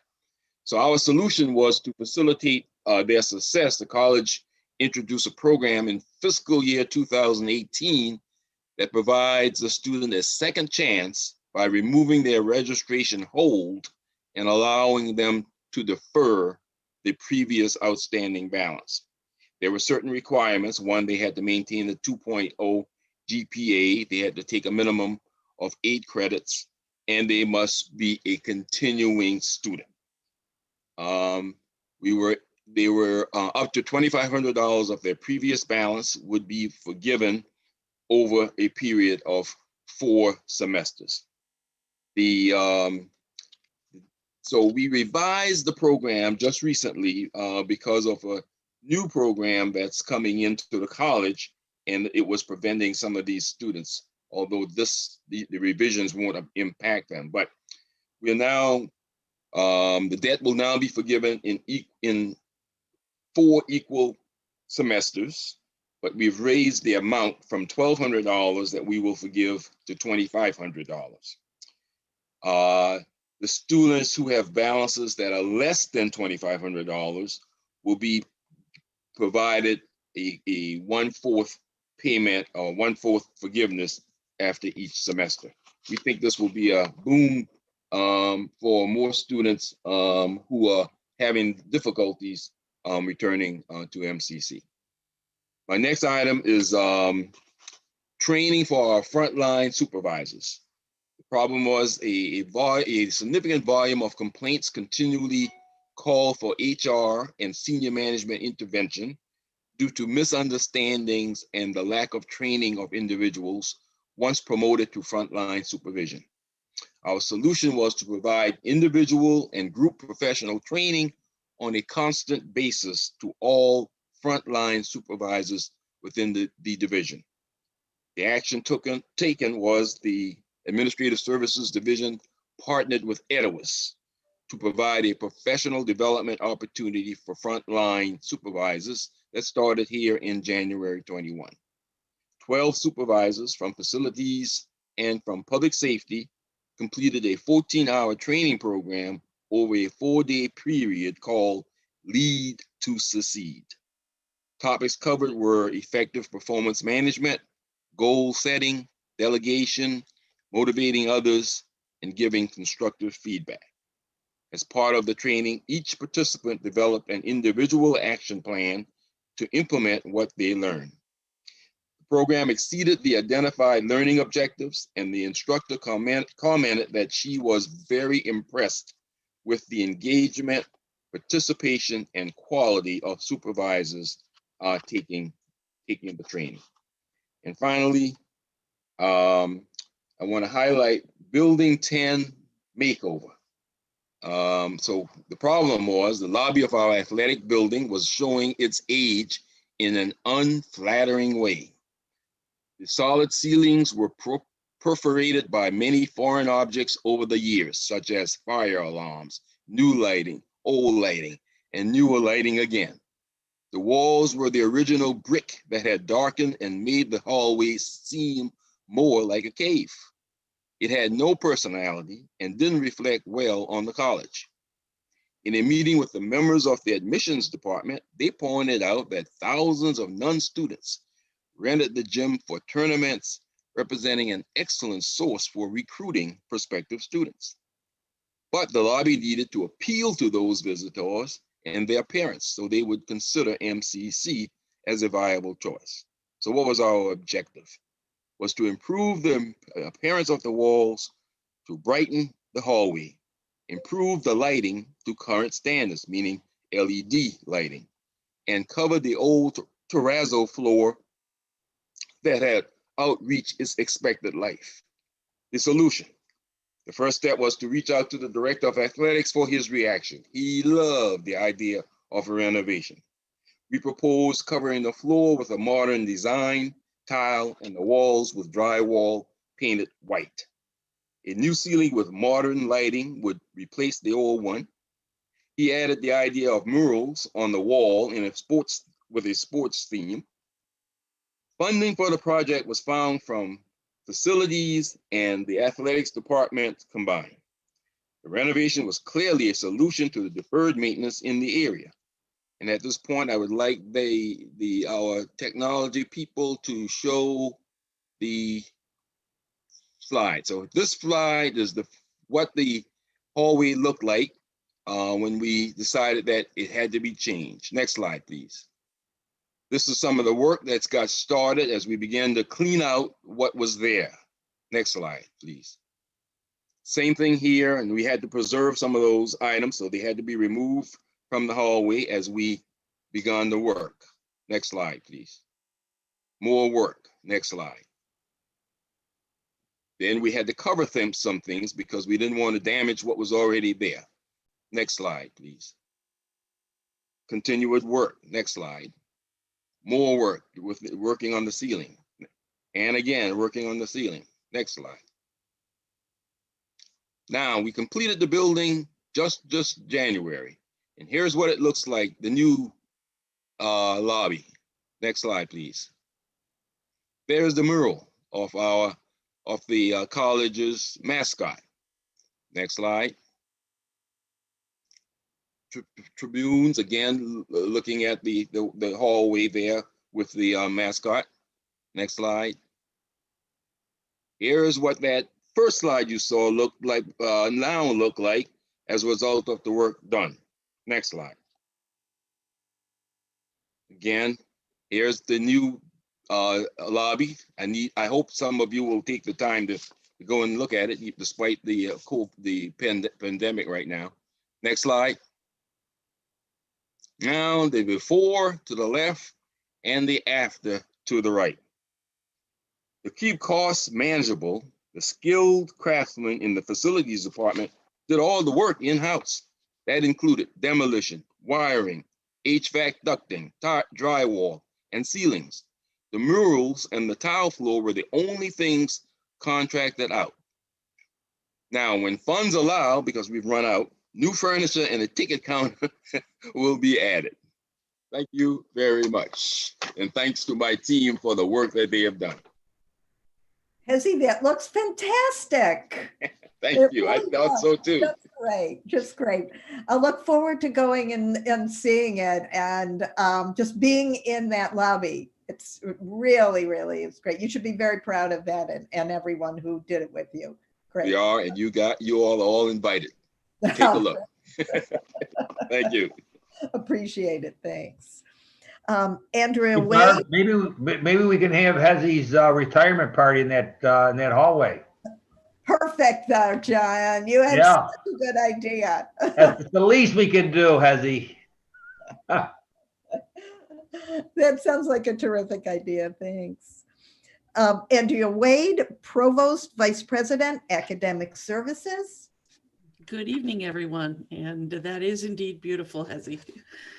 If you can take a look at the academic services division highlights, you'll see that most of the paper talks about the engagement of our faculty and staff who are sharing their academic expertise at the college level, the community level, the state level, and even at the global level. In particular, there's a great deal of programming that took place this fall and continuing, where many of our faculty members helped support civic education and participation in democratic life through the democracy commitment, through the election and transition. And it's such an important co-curricular as well as curricular way to help our students become and remain engaged citizens. I want to provide, in terms of the budget, we are now entering semester 3 of being in the SUNY Online project. And we have grown from our initial fall semester in fall 2019 from 9 online sections with 84 enrollments that first semester to, in its third semester, we have 50 sections and 909 enrollments. And if we're not the highest enrolled of the SUNY online institutions, it's very close. So despite the pandemic, we've found a way to bring in different students.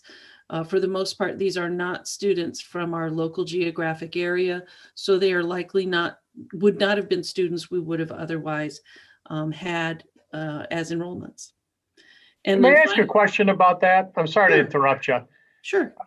Do we the rules of, let's say, instruction for the online programs, are there rules and requirements for instructor and pupil regarding that, or is each instructor left her own requirements of the course? So if we're talking specifically about SUNY Online, those courses have been, they are all on a different server. So they're actually on a server. The course content is certainly under the supervision of the faculty, but the way the course is delivered and the template is reviewed by instructional designers, both on our campus and at the SUNY level. If that's kind of what you're asking about, how that instruction takes place.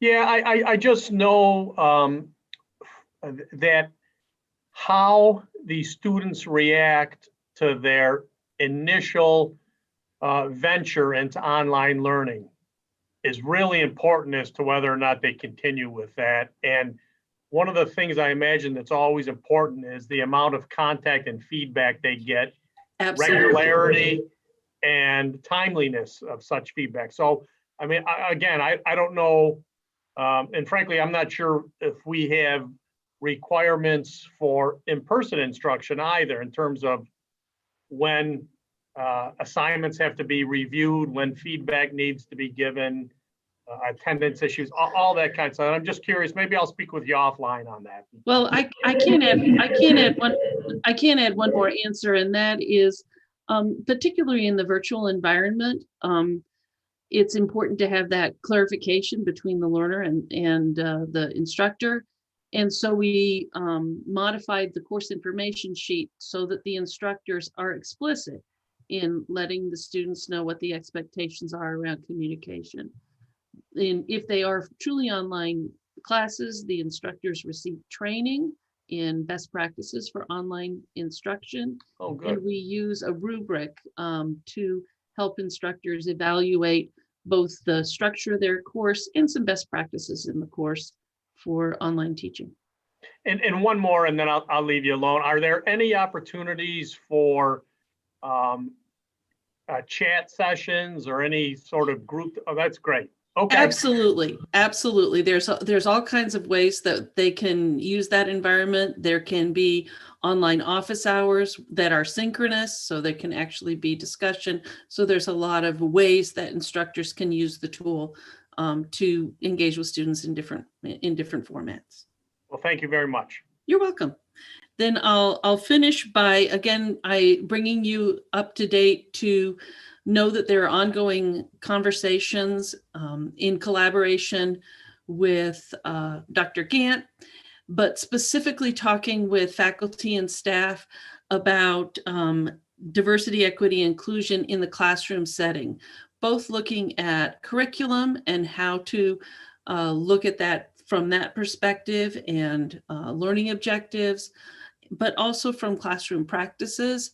We've had 2 meetings with individuals who've come together, form breakout sessions, and we're going to be very thoughtfully and intentionally moving forward to get that feedback and turn it into action.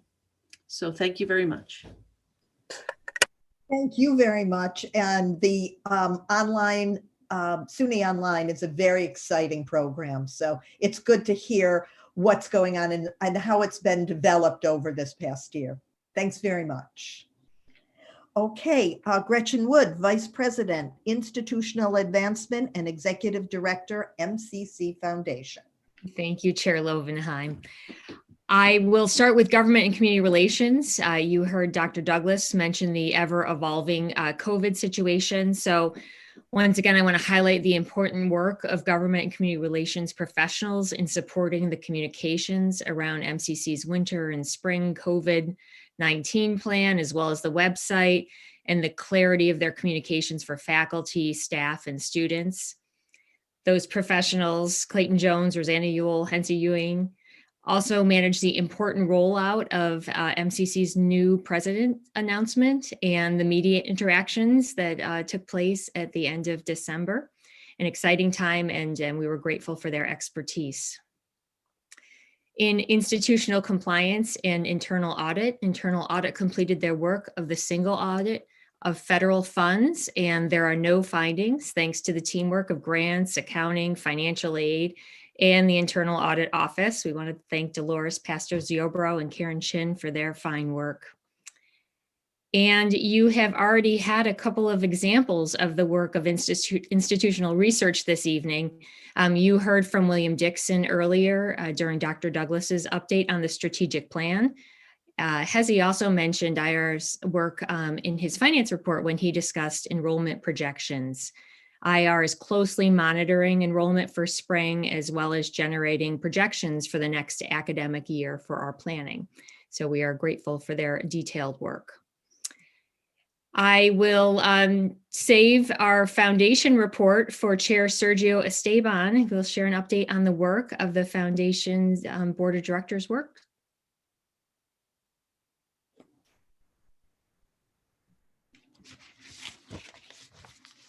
Thank you very much, Gretchen, for all of these things that are going on, particularly your help with transition. And I now ask MCC Foundation Chair Sergio Esteban to come forward for a report from the foundation.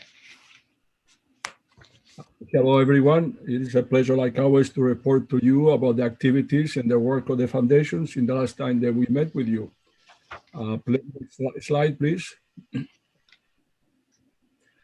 To begin, I'm pleased to inform you that MCC Foundation made a transfer of a scholarship and program funds to the college in the amount of $2 million on January 25th. This amount includes the return of funds to MCC, which were being held by the foundation in case of being needed in the development of the downtown campus. Otherwise, the transfer is consistent with the amount transfer last year at the same time. We are very, very grateful to the donors that throughout the year help us to make transfers such as this one. So it's wonderful, and we want to thank them for that one more time. Next slide, please. Talking about generous donors and people that support the foundation, I would like to inform you that the Gold Star Gala presented by M&T Bank will be held on Saturday, April 24th. By now, you should have received an electronic save the date, and hope you can make it and mark it in your calendar so you can join us that date. If you remember last year, it was scheduled to be live, and then we obviously, due to the pandemic, we held the gala virtually, and it was very, very successful. This year, we gave a lot of thought about how we're going to go about doing that. And I think April is really upon us. And we thought that it should be virtual. But it's not going to be, last year was a great, wonderful, a very successful experience. But we want to kick it up a notch. And we are going to go to the next level of virtual galas for MCC. This time, we will tell you that we'll be hosting our first ever televised gala on 13 WHAM TV, and it will be from 6:30 to 7:30 on April 24th. This virtual gala will feature messages from event supporters and video vignettes of MCC scholarship recipients. So I think we all be pleased with the results of this effort, and we have a great team working on a successful gala. The team is also putting together some wonderful underwriting opportunities that not only include airtime, but also a catered dinner delivered to the sponsor's home, among many other benefits. And while we are optimistic about hosting these events in person, we feel this is the right approach this year, and hopefully it's the last time that we need to do it this way. So please join us to participate or help us to raise funds. Any way you can help, but for sure your presence will be very, very appreciated. Next slide, please. Also, I want to report on this year's 2021 Scholarship Open. It will be held on Monday, June 21st, at the Country Club of Rochester. And this event will not be virtual. Okay, we had it last year. We had a great 2 years ago. We were there, and this year too we did it pretty well. So this year, 2021, I think is going to be a big success. The leadership of the co-chairs for this event are Mike Krupnicki and Chris Cimini. Both of them have been involved with this committee for a while, and I know that this project is in great hands with them. So anyway, please save the date. Obviously we would love to see you participating, or if you're not a golfer, maybe join us for some of the activities around golf and other gatherings that we have, if we can. And obviously any opportunities for underwriting or people that you know they may underwrite the event, please contact Gretchen Wood. Next slide, please. And like always, I want to tell you on behalf of the Foundation Board, I appreciate your leadership and what you do for the college. And to tell you that our foundation is as strong as ever. We have a great team and a great board that are thinking 24/7 about their responsibility, about MCC. And we continue our work. And it is a delight to be reporting to you one more time, and on the successes and the work that our staff is doing so well, and the tremendous support that we find in the community. But this is something that never ends, and it will keep going and going and going, and to not let anybody down, especially those students that need so much.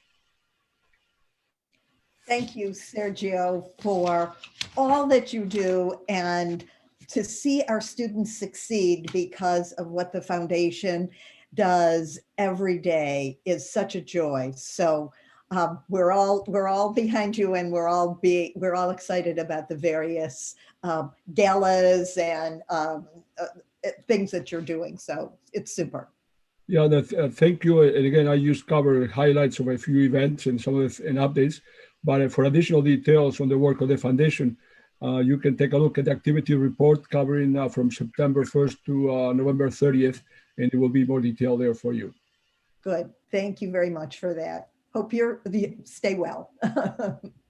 Okay. The next part of this is that at this time, we will begin the shared governance portion of the meeting. And Linda Hall will read the statement. Each of the shared governance leaders will have an opportunity to provide an update of no more than 5 minutes to the Board of Trustees. Speakers will not be able to share their allotted time with others. Student government, Brighton. Good evening, guys. So the Student Governments Association and Student Governments, SAGA, sorry, my brain froze. Isabel would like to give her apologies for having to leave early. So I'm going to give both real quick to you for student governments.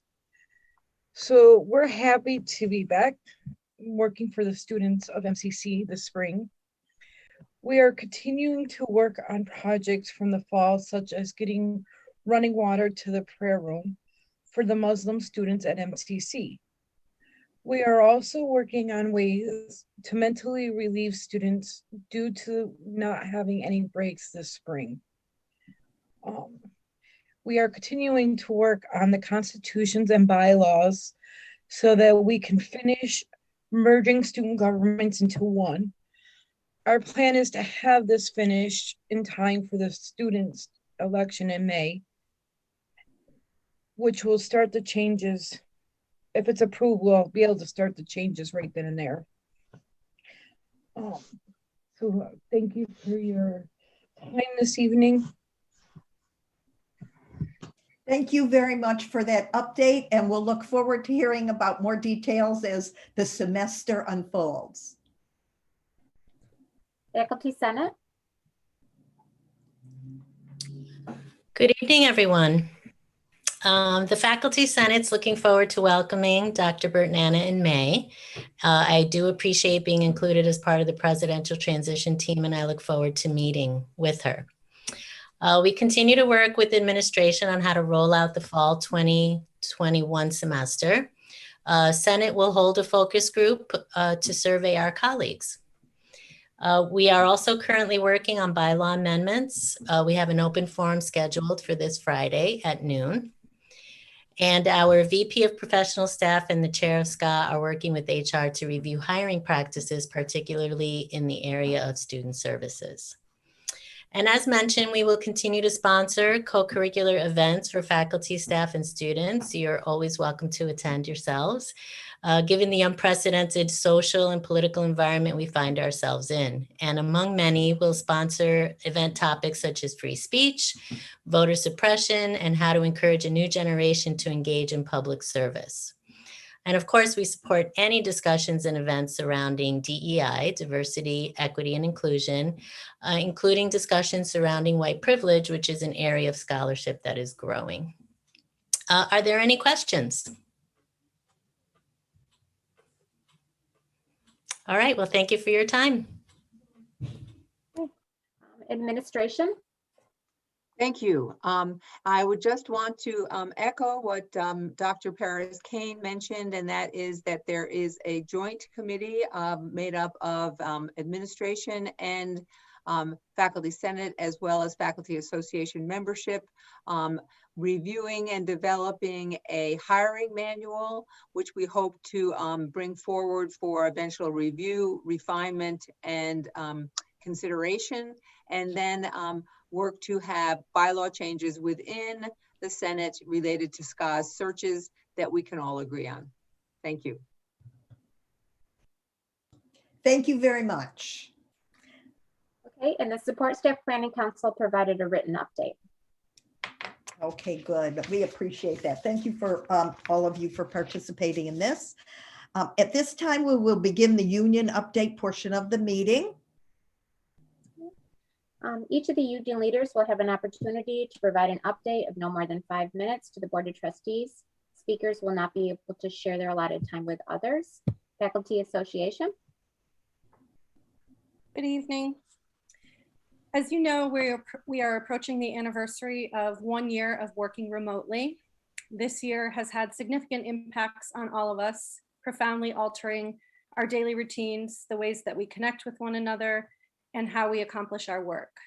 As we begin our preparations for contract negotiations for the Faculty Association, we must consider the impacts of how this year has changed us, has changed our work, and has changed our college.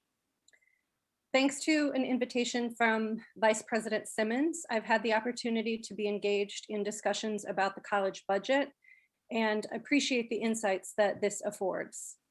The Faculty Association leadership and our negotiating team are fully aware of the budgetary impacts of both declining enrollment and COVID-19. We are also acutely aware of the extraordinary changes that these conditions have brought to our employees. MCC has seen an unprecedented loss of full-time employees due to retirements and voluntary position eliminations, and the loss of hundreds of adjuncts due to low enrollment and declining course offerings. Those of us that remain have adjusted to new ways of accomplishing our work, and many of us have noted an increase in our workload as a result. Our employees have been resilient, dedicated, and resolute in prioritizing the needs of our students and achieving the mission of our college. It is within this context that we now enter contract negotiations. We hope to have a cooperative and creative process, working with management to find ways to accomplish a contract which respects both our budget realities and the value of our work. In that spirit, I would like to read an excerpt from the preamble of our contract, Article 2. Both parties to this agreement furthermore affirm that public employment is to be regarded as a lifelong career, and that as such, the terms and conditions of employment and working conditions shall be of the highest caliber to attract and maintain in employment with the college the best personnel available. The parties furthermore affirm that each member of the faculty shall, at all times, be a dedicated, courteous, and efficient representative of the college, realizing full well that each faculty member is performing an essential service. I believe that this excerpt confirms our shared commitment to making MCC the best that it can be. And I ask you to honor that commitment by providing a contract that respects and acknowledges the value of the work that we do for our students and our college every day. Thank you. Thank you very much. Thanks so much for that. And there's no update from CSEA. Okay, well, thank you for all of the input that everyone who spoke gave to not only the Board of Trustees, but the college as a whole. We share this time together, and the communications that you all have put forth have been instructive in so many ways. I would now like to call your attention to the biographies of our newest employees that can be found in Attachment 8 and the staff recognition notes found in Attachment 9. Both document the impressive credentials and accomplishments of MCC employees. I know you join me in recognizing them for their contributions to the college. Trustees and MCC community, this concludes the Board of Trustees meeting. Thank you all. Stay healthy.